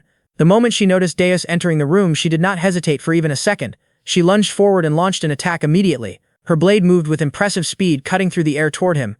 Deus calmly raised his weapon and blocked the strike with almost no effort at all. "Nothing has changed," he remarked quietly, observing her technique. Kate Turd narrowed her eyes as determination filled her gaze. "The real battle begins now," she replied firmly. Without wasting another moment, she activated the Qin combat technique and unleashed a modified attack known as Waxing Moon, breaking the waning moon. The power behind the strike was clearly greater than before, refined through careful practice. Yet even this improved attack failed to trouble Deus. He stopped it just as effortlessly as the first. A faint smirk appeared on his face as he spoke again. "You've improved a little," he admitted, "but you still have a long way to go." K-Turd stared at him in disbelief. She could not understand how her carefully refined technique had been neutralized so easily. Before she could gather herself for another attempt, Deus launched a swift counterattack. His strike landed with controlled precision, hitting just hard enough to nearly knock her unconscious. The brief exchange ended as quickly as it had begun. Deus then turned his attention toward Gordon, curiosity appearing in his voice. He asked why Princess K-Tur had been placed on the second floor. Gordon explained that Princess Ernan was currently conducting a summoning ritual on the fourth floor. To prevent any interference during such a delicate process, he had temporarily moved K-Tur to another level of the tower. Hearing this explanation caused Deus to raise an eyebrow slightly in mild surprise. At that exact moment, the ritual on the fourth floor was already in progress. Inside a large glowing magic circle, Ernan stood with focused concentration, channeling her energy while activating the spirit dust that had been provided earlier by Signal. Drawing upon her magical power, she began reciting the summoning incantation with careful precision. She called upon the great spirit of water, invoking the guardian bound by blood and soul. Her voice echoed softly within the chamber as she spoke the sacred name of Ernan Hilderan, seeking to form a spiritual contract with the ancient being. Moments later, the ritual succeeded. A powerful water spirit manifested within the circle, its presence shimmering with flowing blue energy as it connected directly to Ernan mana. However, the moment the bond was established, a sudden surge of energy flooded through her body. The overwhelming force disrupted her balance, and she began to fall forward. At that exact moment, Deus appeared beside her. Moving with incredible speed, he caught her before she could collapse onto the ground. Supporting her carefully, he smiled faintly. "It seems I arrived just in time," he said, calmly praising her successful ritual. Ernan laughed softly, though she seemed a little embarrassed, and shook her head. She explained that the ritual had succeeded largely because of the spirit dust she had received earlier. But then something completely unexpected happened. In a quiet voice, Ernan suddenly said that she loved the Demon King. The words left her lips before she could stop them. Deus froze in surprise. Ernan immediately panicked. She insisted that she had not meant to say those words, even though the voice had clearly come from her mouth. She claimed she had no control over it at all. After a brief moment of confusion, the truth revealed itself. Those words had not actually been spoken by Ernan. They had come from the newly summoned water spirit. Ernan sighed lightly and remarked that she seemed to have summoned a particularly troublesome spirit. Hearing this, the spirit burst into laughter. Soon afterward, she introduced herself properly. Her name was Nairuniel, a high-ranking water spirit. Her personality quickly became obvious. She loved reading romance novels, especially dramatic stories involving forbidden love. With cheerful enthusiasm, Nairuniel declared that she truly adored the Demon King. She even pointed out that he had clearly noticed Ernan's feelings already, and immediately began asking when the two of them planned to officially become boyfriend and girlfriend. Hearing such outrageous claims left Ernan completely flustered. Her face turned bright red as she demanded to know what kind of nonsense the spirit was talking about. Meanwhile, Nairuniel appeared thoroughly entertained by the entire situation. With a playful smile, she continued teasing Ernan relentlessly. She urged the princess to admit the rumors that were apparently spreading throughout the spirit realm. According to those whispers, the innocent demon princess had already entered a romantic relationship. To Nairuniel, the situation was simply too amusing to ignore. She leaned further into the topic, asking when the supposed relationship had begun. In flustered frustration, she asked Nairuniel to return to her own domain, hoping the spirit would leave and end the humiliating teasing, but Nairuniel had no intention of leaving so soon. Deus stepped forward and interrupted. His expression remained calm, yet his voice carried a serious tone as he addressed the high-ranking spirit directly. He asked Nairuniel what impression he gave in her eyes. Nairuniel studied him carefully for a moment. Then a slow smile appeared on her face as she answered honestly. To her, he looked like a refined and striking demon king, someone who appeared perfectly suited to stand beside the princess. Maintaining his steady composure, he repeated the question once more. Then, without any warning, he activated his magic. His appearance began to change instantly. His hair shifted into a vivid shade of red, and the energy surrounding him transformed dramatically. Ernan and Nairuniel were both stunned by the sudden shift. The transformation had been so intense that neither of them had expected it. Nairuniel attempted to analyze the sensation carefully. Just moments earlier, his power had felt like a dense cluster of magical energy typical of a demon king, but now it felt entirely different. What she sensed now resembled pure monosign, refined and unlike the aura of any demon lord. Instead, it carried the unmistakable essence of a spirit. At the same time, a blazing aura surrounded Deus as flames of energy radiated outward. Calmly, he explained the purpose behind his transformation. Even a superior spirit like Nairuniel had been deceived by his disguise. If she could be fooled so easily, then the other demon lords and warriors would likely never detect the difference either. A confident smile formed on his face as he reasoned aloud that the Beast Demon King could probably handle matters independently. For the moment, Ernan remained confused, struggling to process everything she had just witnessed. The conversation had shifted so quickly that she could barely follow its meaning when she heard the idea of one demon king eliminating another. The thought unsettled her deeply. Not long after, the scene shifted again. Deus moved swiftly through the sky, flying at tremendous speed with clear determination. While he traveled, a system notification suddenly appeared before him. Gordon's face appeared on the screen. His expression was filled with stress and urgency. He looked completely overwhelmed, even grabbing his own hair in frustration as he shouted loudly. Deus remained calm and asked what had happened. Gordon immediately responded that the situation involved the Demon King. The news surprised Deus briefly, though he quickly regained his composure. Gordon continued speaking in disbelief. He could not understand why a Demon King would attempt to eliminate another. Deus answered without hesitation. He reminded Gordon that he had already stated his intention clearly before. He planned to remove Draxon. That response only increased Gordon's panic. He protested loudly, explaining that such actions violated the long-standing rules among Demon Kings. If the others discovered that rule had been broken, the consequences could become uncontrollable. Deus tightened his jaw slightly as he considered the urgency of the situation. He explained that the matter had to be resolved quickly if Draxon succeeded in opening the black box first. The entire situation would turn against him. In that case, Deus himself would be the one to suffer the consequences. Gordon admitted that he understood the reasoning, but understanding the logic did not make the plan any less dangerous. He emphasized the risks involved. The Demon King had not yet obtained Orion dimensional energy, and Deus still lacked the ability to fully control such power. Dimensional energy was a fundamental force that existed between worlds. Without mastering it, the margin for error remained extremely small. Every realm naturally resisted intruders from another dimension. When a being crossed into a foreign world, that world reacted defensively. It pushed back with overwhelming pressure, using dimensional energy as a barrier. The force alone was enough to suppress the abilities of the invader. Because of this natural rule, demons who entered the devil experienced extreme weakening. Their original strength was heavily restricted. A demon whose power ranked at the terrifying level of 666 in their own realm would be reduced to something closer to level 1 after arriving in another world compared to their original power. They became almost insignificant. In that weakened state, they would have to face warriors chosen by the dimension itself, guardians who existed to preserve the balance of that world to overcome this natural suppression.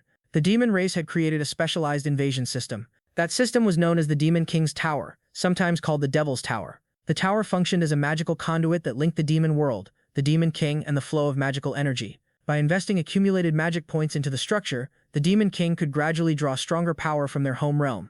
As the tower expanded upward, the connection became stronger, slowly restoring their original strength. In many ways, the tower's growth directly reflected the ruler's true power. However, the system came with an important limitation. The farther the Demon King traveled away from the tower, the weaker the magical connection became. With distance, the energy supply thinned and their strength declined accordingly. Gordon reminded Deus of another crucial detail. The Beast King's tower had already reached 13 levels. In comparison, their own tower had only grown to the 5th floor. Reluctantly, Gordon admitted something uncomfortable. Even if Deus truly held the title of Demon King, victory inside the Beast King's territory could not be guaranteed. Deus acknowledged the situation calmly. Although he had absorbed the Phoenix Heart, he had not yet fully integrated its power. The energy inside him remained unstable, which meant he could not completely dominate the other demon lords in his current state. But that limitation existed only if he fought alone. Slowly, a confident expression appeared on his face. The moment Gordon saw that look, he immediately understood what Deus was planning next. Panic returned to him. He tried to object before anything irreversible happened. Yet Deus had already decided once again. He altered his appearance through magic. His body shifted, reshaping into an entirely different persona. With a playful smile, he introduced himself under a new identity. From that moment on, he would go by the name Pale in disguise. He declared that he would personally join the upcoming Brave expedition. Gordon froze in disbelief. The scene transitioned. In the distant region of Ormus, intense combat raged across the land. The Knights of Hillen were engaged in a fierce confrontation with invading demons. Though the knights managed to eliminate several enemies, they were not unscathed. Many bore injuries. The battlefield was chaotic, filled with exhaustion and destruction. Both sides had sustained losses. Hillen surveyed the situation with concern. The enemy had pursued them to this location, yet now the remaining demons appeared noticeably weakened. Recognizing the shift in momentum, Hillen moved quickly between fallen comrade, kneeling beside injured knights to assess their conditions. He provided healing potion, urging them to drink and regain strength.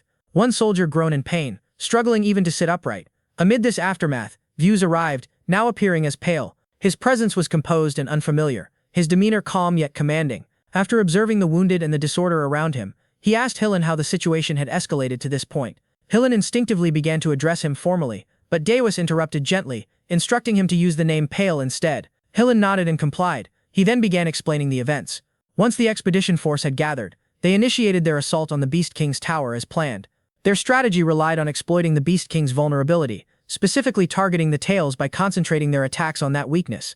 They succeeded in inflicting meaningful damage during the confrontation. However, the battle had not unfolded as smoothly as expected. The memory of the encounter resurfaced. Draxon had unleashed overwhelming force, turning the battlefield into turmoil. Hillen had retreated under pressure, urgently calling for Rosal to execute their plan. But when he looked back, his expression shifted to horror. Rosal had collapsed. She lay severely wounded, blood visible across her face as she struggled to remain conscious. Hillen was shaken. Then he noticed something far worse. Draxen stood directly behind Rosal. Realizing the immediate danger, Hillen reacted without hesitation. Rushing forward to protect her, he supported Rosal firmly, helping her back onto her feet, keeping one arm around her for stability. He turned and fled the battlefield, shielding her from any further attack as they withdrew from the Beast King. The recollection dissolved. Back in the present, Hillen completed his account. His tone carried both frustration and regret as he described how the mission had ended. Because Rosal had sustained serious injuries, continuing the assault was impossible. The retreat had been the only option. The brave expedition had ultimately failed.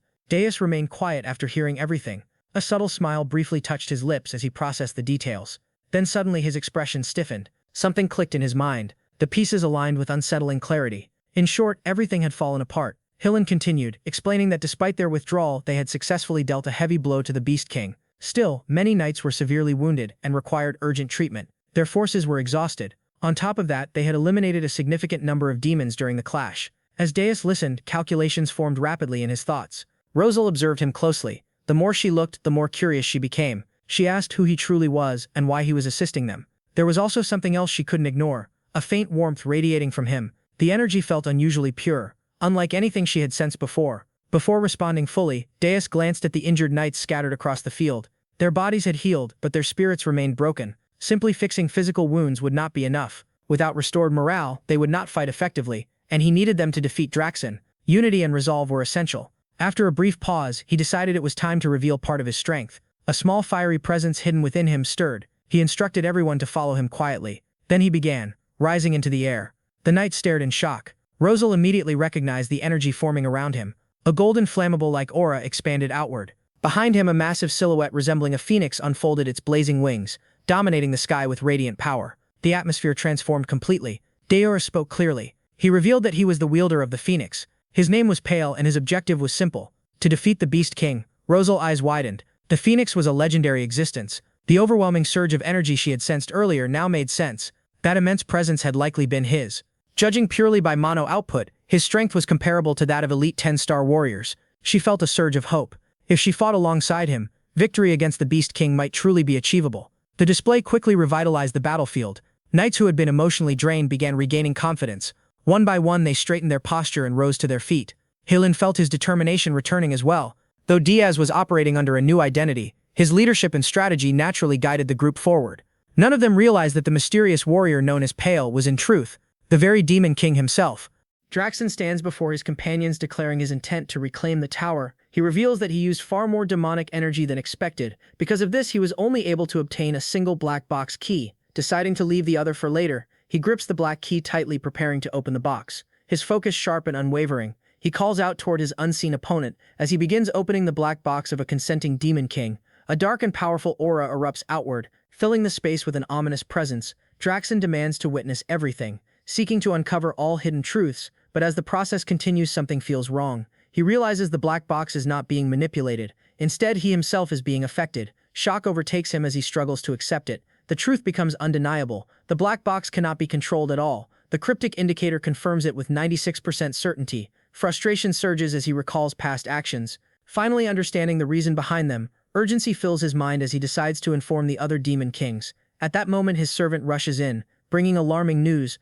Draxen demands an explanation immediately. The servant reveals that the heroes have launched an invasion. The situation escalates even further. He adds that a newly risen 10-star hero is leading the charge. Ralph Schmidt's at the front of the vanguard. Draxen's expression darkens as the reality sets in. Meanwhile, Ralph makes his entrance into Draxen territory. His presence alone shocks the surrounding wolves. His posture steady and filled with determination, signaling the start of a decisive battle. The scene shifts 1 hour earlier, back to Ormuth, where tension fills the battlefield. Deus hovers before the advancing soldiers, confronting them directly as they prepare to push forward. The soldiers rally themselves, declaring they will try again. Their confidence rises to 93%. They remind each other they have the Phoenix on their side. With renewed courage, they dismiss the Demon King as nothing, calling him the King of Beasts. They draw their swords and charge forward. A loud battle cry erupts across the field. They vow to slaughter the demons, believing the Phoenix power guarantees victory, declaring the Demon King treasure will soon be theirs.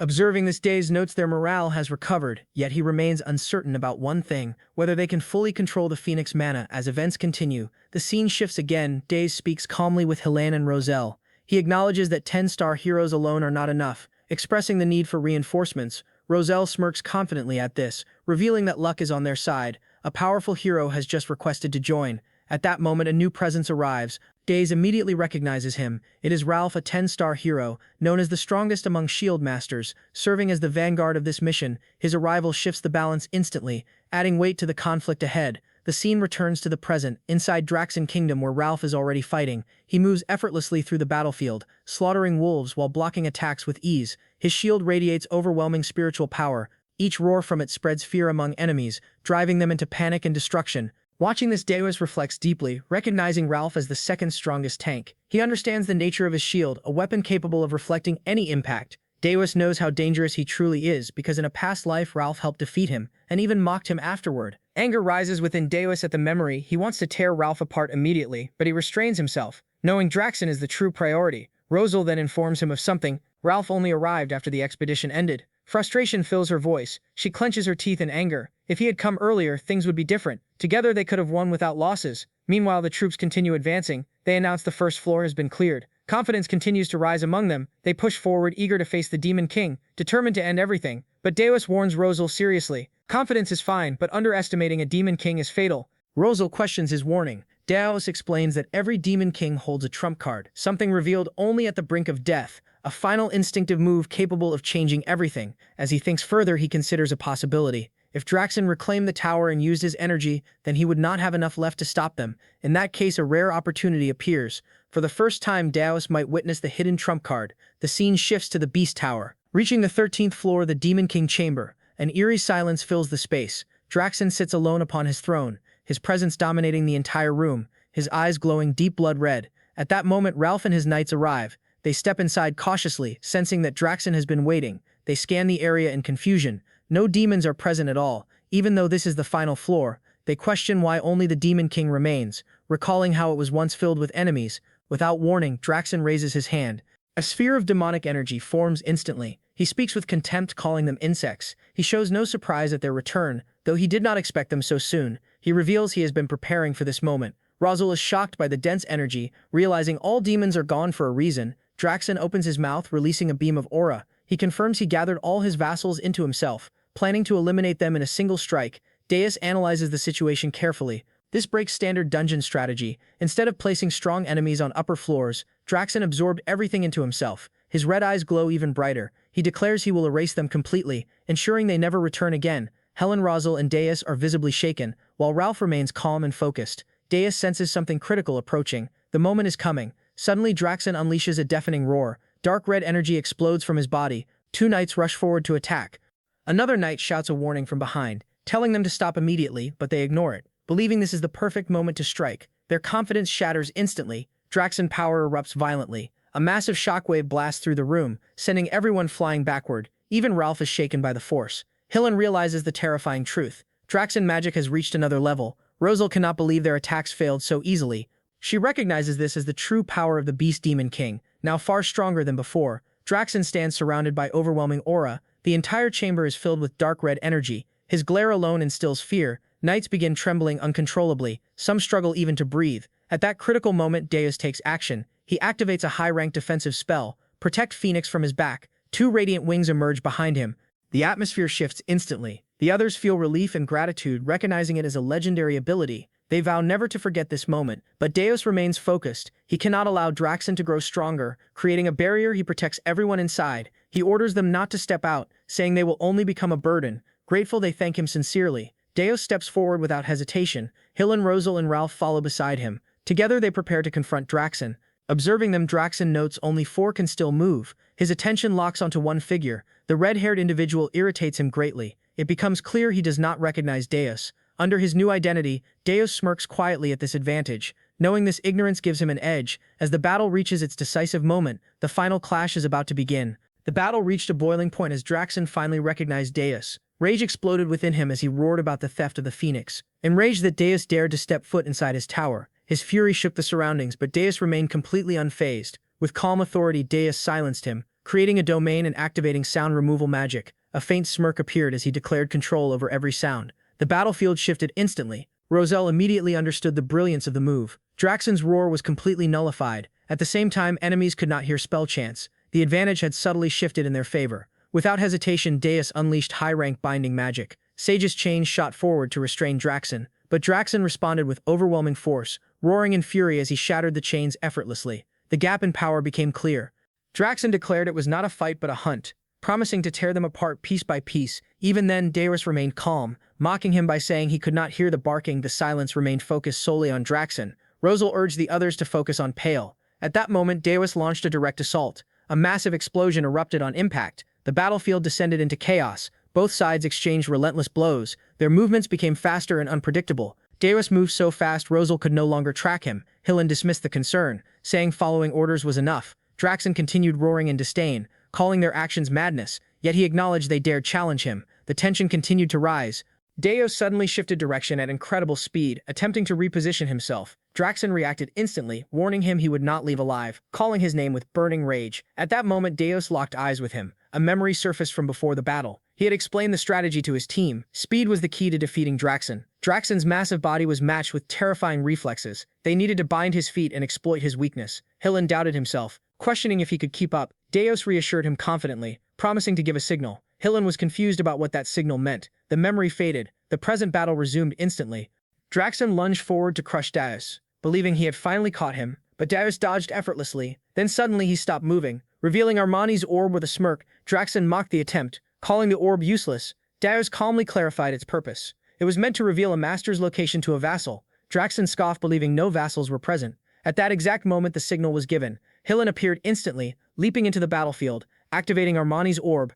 As he struck Draxen, immense pressure hit him. His head felt like it would explode, but he continued the attack regardless. Draxen erupted in anger. He was shocked that a hero had become a vassal. Deus responded with a calm smirk, saying the method was useful if one survived. His eyes remained sharp and calculating. Hillen delivered a full-force strike. The impact sent shockwaves across the battlefield. The ground cracked beneath them. Debris scattered everywhere. Yet Draxen barely staggered, mocking them once again. He called the attack pathetic. His durability made it seem insignificant. Then suddenly flames struck him, catching him off guard. For the first time he recoiled. The timing was too perfect. The plan from earlier came into play. Deus had instructed Rosal carefully. She would act once an opening appeared.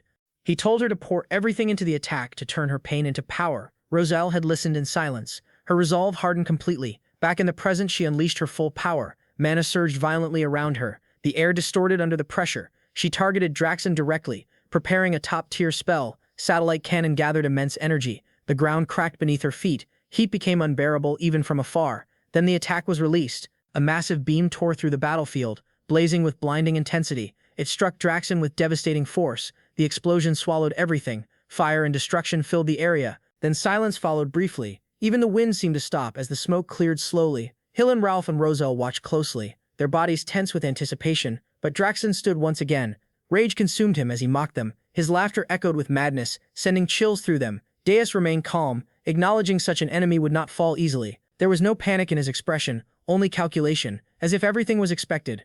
Draxen's fury surged to new heights. His mana exploded uncontrollably. A terrifying red aura erupted, engulfing the battlefield. The pressure forced the heroes back. Draxen declared his identity proudly, the Demon King of Beasts. He swore none of them would leave alive, charging toward Deus once more, faster and more erratic than before. But Deus stepped back effortlessly, a faint grin appearing. Seeing Draxen had become a mad beast, consumed by rage, Draxen screamed he would silence Deus, revealing the power of the Phoenix. A massive aura gathered in his hand. Heat distorted the surrounding space. He spoke with hatred and desperation. But before he could act, Deus struck with a precise attack, interrupting the build-up instantly. Draxen screamed in pain, yet refused to fall, declaring he would not die easily. Rosal identified his weakness immediately, his tails. Without hesitation, she aimed carefully. Gathering just enough mana, she released a precise strike, cutting through one of his tails cleanly. Draxen screamed in agony, his weakness exposed. The opportunity appeared. Deus activated Sage's chains once more, this time instantly binding Draxen. Draxen realized the danger. If struck now, it would be over. He struggled violently, but the chains held firm. At that moment, Ralph stepped forward, activating his healing power. A blue aura spread outward, restoring his allies, strength returning instantly. Then he reinforced himself, preparing to strike. Draxen continued cursing in rage as defeat drew closer. Everything aligned in that moment. Draxen restrained and weakened. Unable to defend himself, the final blow was delivered. In one clean motion, his head was cut down. The battlefield fell silent. Only the aftermath remained, a battle that pushed them to their limits. Deus stood over the fallen king, a faint smirk on his face, confirming the end. He declared he would use the Phoenix, and bid farewell to Draxen, his blade slicing cleanly through the air and through Draxen's neck as the Demon King's head separates from his body, spinning away before crashing heavily onto the ground. For a brief moment, everything falls silent. Then the remaining heroes erupt into cheers as relief and triumph flood the battlefield. Voices rise in unison, declaring that they have finally won. Yet beneath that proud expression, his thoughts twist with ambition. The cheers are not enough. He craves more recognition, more admiration, more worship. He imagines a future where those voices never fall silent. The ground trembles violently. Cracks spread beneath their feet as the tower begins to collapse. Celebration shatters into chaos in an instant. As panic surges through the crowd, voices shout in every direction, while orders are barked rapidly to grab whatever treasures they can, prioritizing recovery potions for the 10-star heroes before escaping immediately. Amid the confusion, Deus stands still for a brief moment, his gaze fixed silently on Draxen's lifeless body. His thoughts linger as he reflects on the path the Demon King chose, wondering if someone like Draxen had been given another chance, whether anything would have changed. The answer comes quickly: no. Draxen had clung to his identity as a Demon King until the very end, leaving no room for anything else. Urgency finally overtakes hesitation as everyone flees the collapsing structure, carrying whatever treasures they can. Outside, Rosal approaches Hillen, her gaze sharp and observant as she calmly states that it seemed he had planned everything from the beginning, intending to be the one to take the Demon King's head. Hillen dismisses her claim, effortlessly brushing it off as a misunderstanding born from the chaos of battle. Rosal does not argue yet. Her expression reveals she does not fully believe him, recalling the moment he chose to join the fight and how suspicious it had felt. Though the Demon King had not been as overwhelming as expected, the battle still pushed them to their limits, and she cannot deny Hillen's contribution. Changing the subject, she informs him that she has taken possession of the Demon King's corpse. Asking if he objects, Hillen replies that he does not. At that moment, urgent voices call out to Rosal, urging her to come quickly, as something unexpected has been discovered among the ruins. She rushes over, only to freeze at the sight before her. The kidnapped prince, and beside him the Akan Kingdom's third princess, Lavinia Akan. Lavinia lies unconscious at first, but slowly begins to stir. Shocked, Rosal demands to know why she is there. Lavinia responds in her usual fragmented manner, mentioning materials. Rosal quickly pieces it together, realizing the truth. Lavinia had entered the tower alone to gather materials for creating a chimera.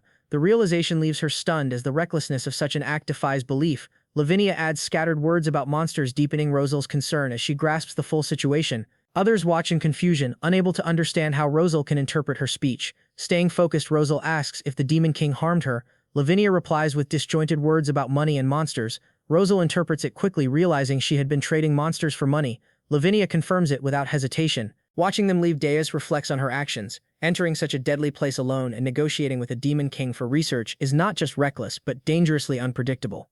The scene shifts to the Hero Guild, where elder heroes gather to discuss the aftermath. They note the loss of the Beast Tower, once a valuable hunting ground. Frustration evident as they speak of the effort invested coordinating sponsors and managing the 10-star heroes, only for an unknown figure to claim victory. This individual, known as the owner of the Phoenix, holds no affiliation with the guild. The elders question his identity, recognizing the importance of uncovering who he is. For the first time since a Demon King descended upon Urgist, the threat has been ended so decisively. Realizing the shift in power, they decide it is time to tighten their control over the heroes once more. The scene transitions to the Ormus Royal Banquet Hall, where the atmosphere is filled with conversation yet weighed down by exhaustion and grief. The king, overwhelmed with emotion, repeatedly expresses his gratitude, thanking the heroes for defeating the Demon King and rescuing the prince. Despite the lack of preparation, he urges everyone to enjoy the banquet while knights gently try to persuade him to rest. Among the guests, Rosal stands out, dressed elegantly as she sips a cocktail, observing the room quietly, noting that despite the somber mood, the drink is surprisingly good. Hillen approaches, offering a compliment on her appearance, remarking that the dress suits her well. While mentioning the princess has safely returned to the Akan Kingdom, Rosal responds with suspicion, questioning if he is trying to leave a good impression. Hillen laughs it off, claiming such efforts are meaningless before her. Shifting the topic, Rosal asks about Pale, expressing her desire to meet him, especially regarding the Phoenix. Others echo her curiosity, wanting to thank him. Then unexpectedly, Ralph speaks his voice alone, shocking everyone as he praises the Phoenix's owner. Hillen reveals that Pale has already left, deepening the surprise among the guests. The narrative shifts to the Urgus mountain range at Burgess Tower, where Gordon stares in disbelief, thanking Deus, asking if he truly killed the Demon King Draxen and returned. Deus confirms it calmly, leaving Gordon stunned. Struggling to process the reality, concern creeps into his thoughts as he wonders about the consequences and what comes next. Dismissing him, Demon Kings tells him to stop staring before taking his seat on the throne. He explains that with Draxen gone, the other Demon Kings will inevitably make contact and his absence would immediately raise suspicion. Gordon understands and accepts the reasoning. Reflecting on the battle, Demon Kings admits to himself that he is still not strong enough. Even Draxen's final attack had not been as devastating as expected, partly due to his weakened state. Relying solely on his current strength will not suffice. he needs to grow stronger and so must the power of the phoenix. At that moment, a message arrives from Jason requesting a meeting of the Demon Kings. The timing feels immediate, as if Jason already knows of Draxon's death. Internally, Demon King smirks knowing the truth, while outwardly feigning shock. Then another revelation comes. A new Demon King has already descended. This genuinely surprises him, as the speed of replacement suggests preparation or foresight from higher powers. Still, with no evidence linking him to Draxon's death, and the tower now gone, he feels confident enough to attend. The scene shifts to the Tower of Lies on the 13th floor, where several Demon Kings gather, including the Demon Queen of Bitter Cold, Jason the Demon King of Lies, and Big Rock Belvec. Draxon's absence is noticeable. Among them stands a new figure introducing herself as Vivian Blunt, Queen of the Blood Moon Clan. Demon King shows little interest, correcting her on his name before taking his seat. Vivian is caught off guard by his indifference, having expected acknowledgement yet receiving none. Recalling her orders, she reminds herself that Draxon's fall is suspicious and that Demon Kings is the likely suspect. Instructed to observe him, she instead finds his sharp, dismissive nature intriguing, perhaps even easier to manipulate. Deciding to test him, she rises, approaching him as the meeting begins, speaking casually about the strange cooperation among Demon Kings, before shifting focus entirely onto him. Admitting her interest, moving closer, she boldly sits before him. Demon Kings immediately questions her behavior, irritation clear. Vivian brushes it off, claiming curiosity about the kind of demon capable of disrupting the entire realm. With a confident smile, she compliments his appearance and makes a suggestive advance. Without hesitation, Demon Kings rejects her, pushing her hand away with a blunt insult. The reaction leaves her stunned, unable to process what just occurred. As a succubus queen, she is not someone easily dismissed. Yet here she stands facing a man who rejected her without a second thought. Reina, slightly irritated, told Vivian bluntly to return to her seat. Vivian stood there, stunned by the sharp tone. Reina continued, firmly explaining that the gathering was meant to welcome Vivian, but it also served a more serious purpose. It was a place to uncover the cause behind Draxon's senseless defeat. She emphasized that everyone present should maintain their dignity. Jason, observing the situation, found himself shocked that Lady Reina herself was presiding over the meeting. Meanwhile, Vivian responded with a grin, teasing Reina by implying that she too desired the same man. Reina, growing frustrated, dismissed Vivian, thinking as shallow and lame. Vivian brushed it off casually, saying that was enough for the day before taking her seat. Jason stepped in to restore order, calling for the meeting to resume. The discussion shifted to the 10-star heroes described as the main force behind the current hero expedition. From there, the meeting continued in a monotonous manner, as the Demon Kings began sharing the information each of them had gathered individually. As the exchange progressed, one topic rose above the rest as the most significant point of discussion. That topic was the emergence of a new powerhouse known as the Owner of the Phoenix. Despite the disagreements, the meeting concluded with a unified decision to investigate the Owner of the Phoenix more thoroughly while remaining cautious.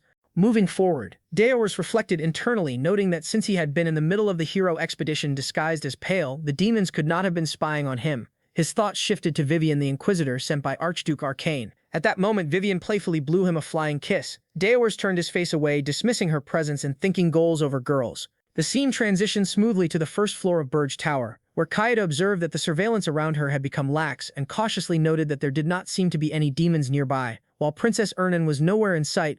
Seeing this as her opportunity, Kaide resolved to escape, focusing on the exit door. Believing that once she crossed it, she would be free. With determination, she began running toward it. However, just as she moved closer, Ernan suddenly appeared alongside her spirits. Ernan confronted Kaide, declaring that for the peace of the tower and Kaide's own safety, she would stop her escape. Kaide, realizing the danger of Irgis, drew her sword and warned that staying any longer could lead to unpredictable consequences. She admitted she had not wanted to fight, but now she had no choice. The two locked eyes as tension rose between them. Before the conflict could escalate, Gordon arrived, telling Kaide to leave if she wished, claiming he did not care what happened to her.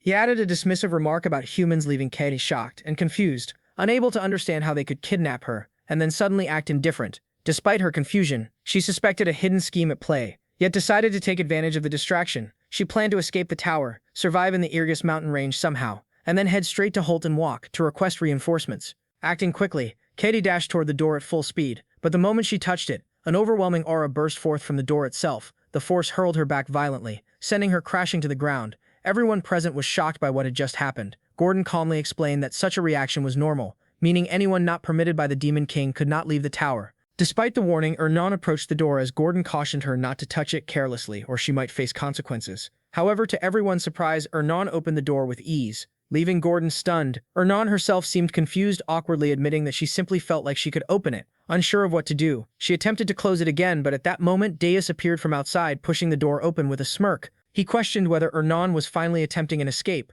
Ernan was visibly shocked while Gordon acknowledged Deus' arrival, addressing him as the Demon King. Observing the scene, Deus asked what everyone had been doing before the setting shifted to the Demon King room within Burge Tower. Deus ordered Gordon to lock Princess Katie in the underground dungeon for attempting to escape, and Gordon accepted the command without hesitation. However, he raised a concern regarding Princess Ernan, asking what had happened with her, since only those recognized by the Demon King could leave the tower. Yet Ernan had opened the main gate. Deus explained that the tower had already recognized Ernan as one of its members. Shocking Gordon, Deus then observed her through a system window, reflecting that now that she had formed a contract with a high-ranking spirit, escaping the tower and crossing mountains alone would not be difficult for her. He wondered why she had not attempted to escape yet, and questioned her true intentions. The scene shifted to the underground dungeon of Burge Tower, where Kaede was imprisoned and Ernan came to visit her, reminding her that she had warned her not to attempt escape. Kaede responded with suspicion, stating that there was no kindness without motive, believing the Demon King had a hidden scheme and attempting to warn Ernan. At that moment, Ernan looked upward as if aware that Deus was watching through the system window and calmly stated that she had come to the tower of her own will. Kaede was shocked by this revelation, while Deus, watching, was equally surprised, realizing she had looked directly toward him as if she sensed his presence.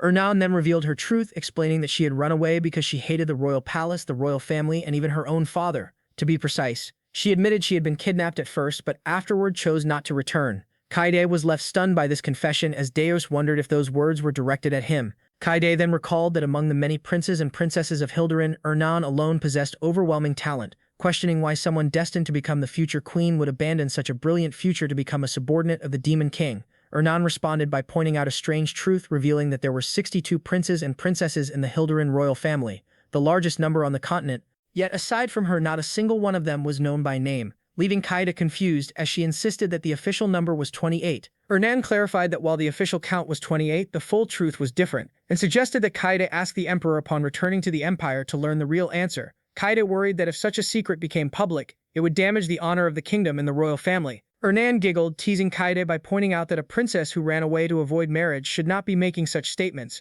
causing Kaede to blush in embarrassment. As Ernan left, she casually said she was joking, and that they would meet again tomorrow. Deus, reflecting on everything, realized this was a secret known only to high-ranking royals, the hidden truth of the Hilderin royal family. He then ordered Gordon to prepare Ernan, stating that he would be going out to find spirit herbs, and Gordon acknowledged the command. The scene shifted to the Irgus mountain range, where a water spirit along with other spirits began searching for herbs enthusiastically. Ernan tried to restrain it from acting recklessly, noting that it seemed excited after being outside for so long, while also mentioning that Deus himself had been away from the tower frequently. At that moment, Deus called Ernan by her name, startling her instantly. With a dark expression, Deus formed an aura flame in his hand, demanding that she reveal what she had been hiding from him. Ernan stood frozen, shocked by the intensity of his presence, while from a distance someone observed Deus through a telescope. The observer finally recognized him as the Demon King of the Irgips. Deus' question immediately unsettled Ernan, causing her to grow anxious and hesitant. Her reaction was obvious, but Deus showed no patience. He made it clear that there was no other option, leaving no room for avoidance or delay. Without waiting, Deus moved Ernan aside and stepped forward. He extended his hand and unleashed a powerful attack. A surge of energetic purple flames erupted from his palm and shot forward with precision. The strike traveled a great distance and hit a man who had been secretly observing Deus through a telescope. The man was caught completely off guard. Shock and terror overtook him as the realization set in that his stealth had been detected from such an extreme range. It became even more alarming when it was revealed that the one struck was merely a clone. Deus regarded the situation with indifference, recognizing the enemy's reliance on cheap tricks. Ernan tried to make sense of what had just happened and questioned whether that individual had been a hero. Deus confirmed that it was indeed the case, and admitted that the presence of this figure had been bothering him for some time. Ernan continued analyzing the situation. She reflected on the unusual circumstances of a hero traveling all the way to Urgest under the guise of exploration. A hero who relied on stealth techniques could only be one person. She identified the individual as the 10-star hero, Daphne Filion, a mercenary known for expertise in information gathering and espionage. His abilities were widely recognized, particularly his mastery of invisibility and cloning techniques. Hearing the name triggered Deus's thoughts. He recalled Daphne Filion from his previous life, realizing that much of his own information had supposedly been exposed because of that individual. Despite knowing of him, this was the first time Deus had encountered him at such close proximity. Ernan then shifted her concern toward the tower, wondering whether it would remain safe. Deus reassured her that there was no problem. The scene then transitioned to the Burge Tower in the Irgus Mountains. Inside the tower, the same hero was analyzing the situation and confirming the existence of multiple clones. He speculated that if a Demon King existed, there had to be a tower nearby. Despite his efforts, he was unable to detect anything around him. At that moment, Deus received a notification through his system window. The ability known as Mana Ghost Remote Control had been activated, rendering the tower invisible. However, this ability came at a cost, consuming 10 demon power points every second. Deus acknowledged the activation of the invisibility function. From the moment he detected the threat, he had already taken action. He recognized the usefulness of this ability, especially for avoiding encounters with heroes. As he monitored the system, he noticed his points steadily decreasing. The cost of maintaining invisibility was significant.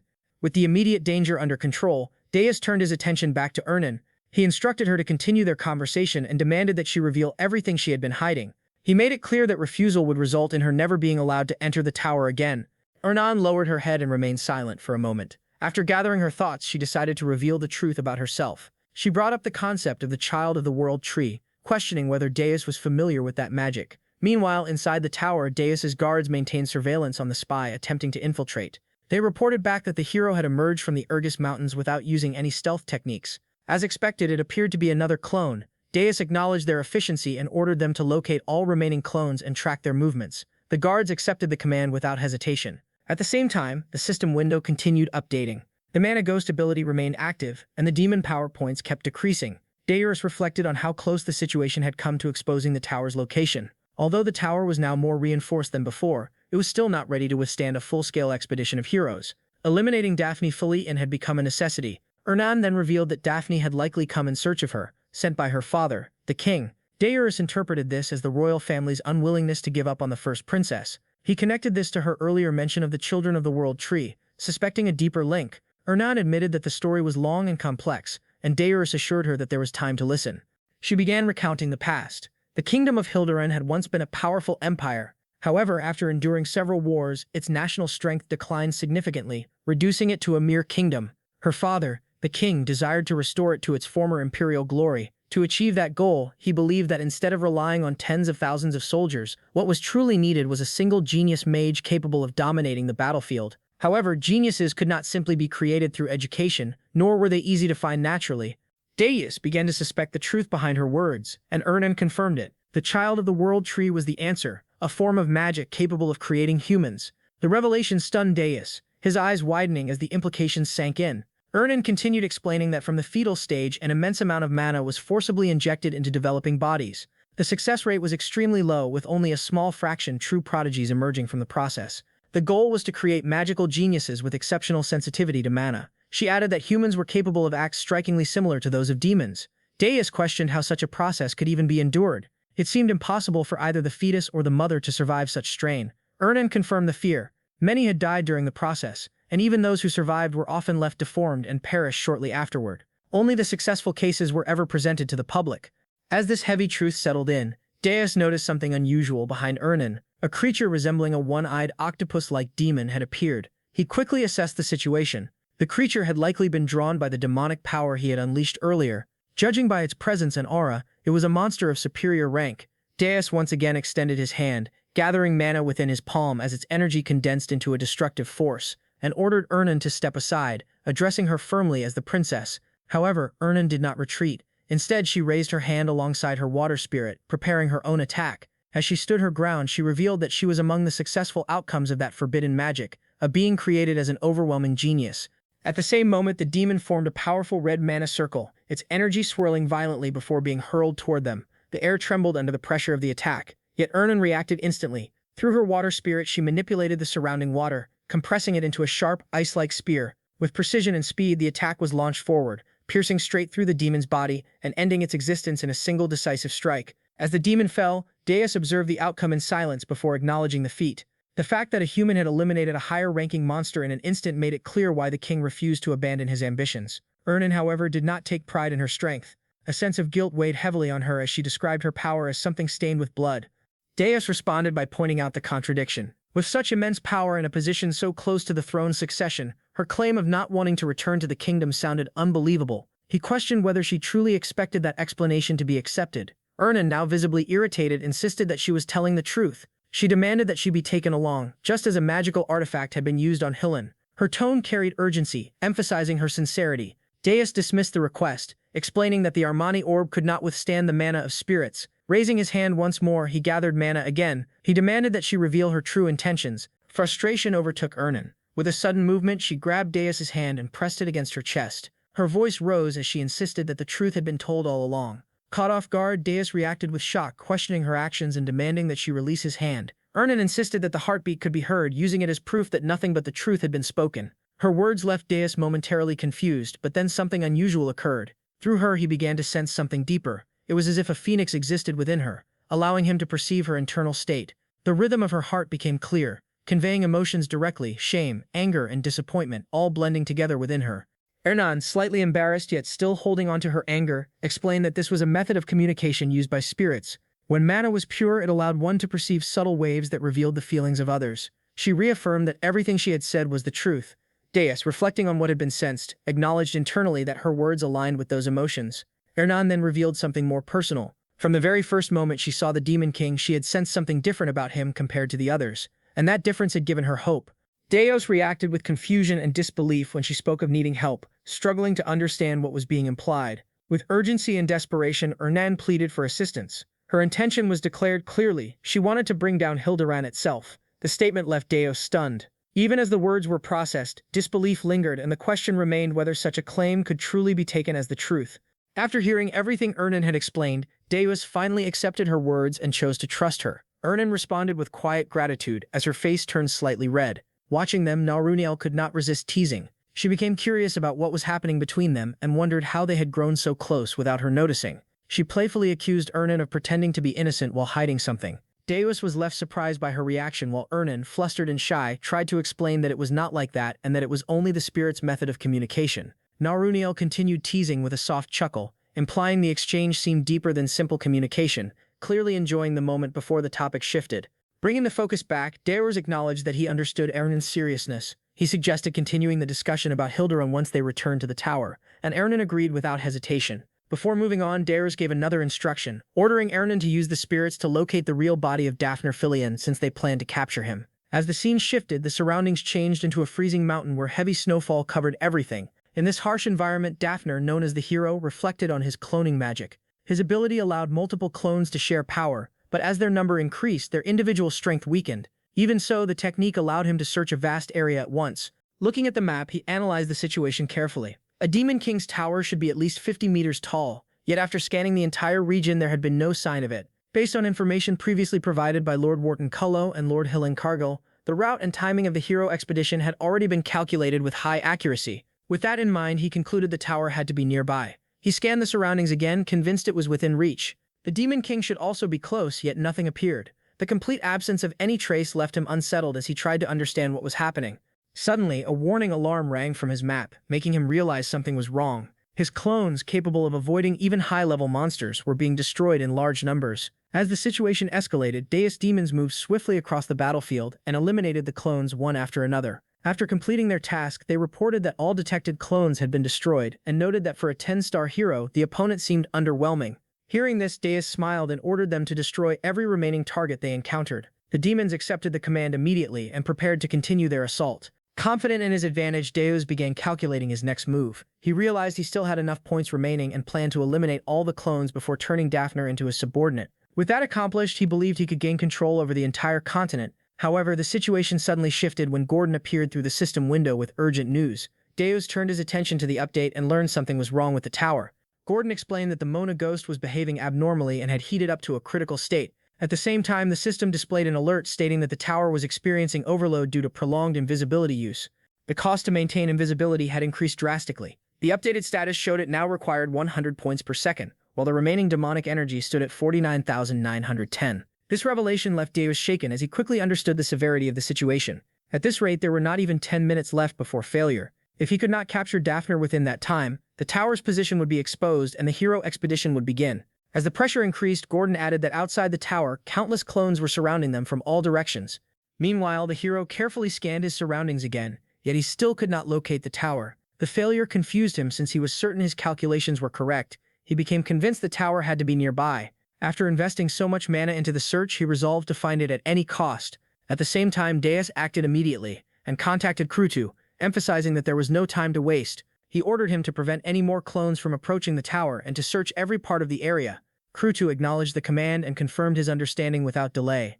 Deus then turned to Gordon and demanded immediate data. He requested the locations of all destroyed clones, focusing on those created by that specific magic. Gordon began processing the information, and as the data formed, Deus analyzed the pattern. He understood that the clones could not move far from the original body, meaning the search would naturally center around it. From this, he deduced that the real body must be located at the center of where the destroyed clones were concentrated. Elsewhere, the hero suddenly noticed something unusual. The presence of the Demon King confirmed his suspicion that the tower was nearby. Realizing this, he prepared to retreat and report the discovery. However, before he could act, the situation shifted again. Naruniel located him first, and immediately formed a mana circle, confirming with certainty that the real body had been found. The moment the situation changed, the hero attempted to escape. Naruniel noticed and informed Deus and Ernan that he had fled. Reacting instantly, Deus demanded the location.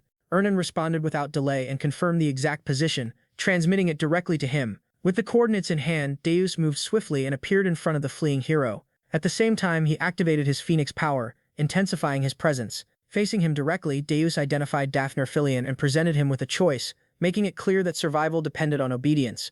Daphner was overwhelmed with shock and confusion. He recognized the Demon King, but what unsettled him more was the presence of a phoenix. He began questioning the possibility of two phoenix owners. According to what he knew, the phoenix owner was Pale, someone connected to Lord Hillen. This led him to a disturbing conclusion. He began to suspect that Pale might actually be the Demon King, with Hillen acting as his subordinate. At the same time, he recalled that what he had witnessed earlier was clearly a spirit. The idea of a spirit assisting a Demon King felt impossible to him. As his thoughts spiraled, he became convinced that even the princess was helping the Demon King. Instead of submitting, he saw an opportunity. He believed that exposing a scandal of this scale could allow him to live comfortably, so he decided to escape and use the information later. But Deus instantly appeared in his path. With overwhelming presence, he made it clear that a choice had already been given. At that moment, the power gap became undeniable. Daphner, a 10-star hero, was completely stunned as he realized the strength of a Demon King who had not even ruled for a year. Regret began to consume him as he questioned why he had accepted the mission. He felt that if he had known the truth, he would have never come. Before he could react further, Deus unleashed a massive explosive attack that shook the entire area. As the battle reached its peak, Daphner made one final move. Using a mana bird, he sent a letter toward the King of Hilderan. The scene then shifted to the kingdom itself. Inside the palace, a messenger arrived before the king and reported that a letter from Daphner Filion had reached the intelligence department. Hearing this, the king showed immediate interest and assumed the tower's location had been discovered. The messenger confirmed that the exact coordinates had been delivered, which pleased the king as he acknowledged Daphner's reliability. With visible concern, the messenger revealed that the mana bird had suddenly ignited in black flames and vanished immediately after delivering the message. This caused the king to tremble as he realized something had gone wrong. The messenger explained that the destruction of the mana bird indicated that Daphner's real body had been killed in the same manner.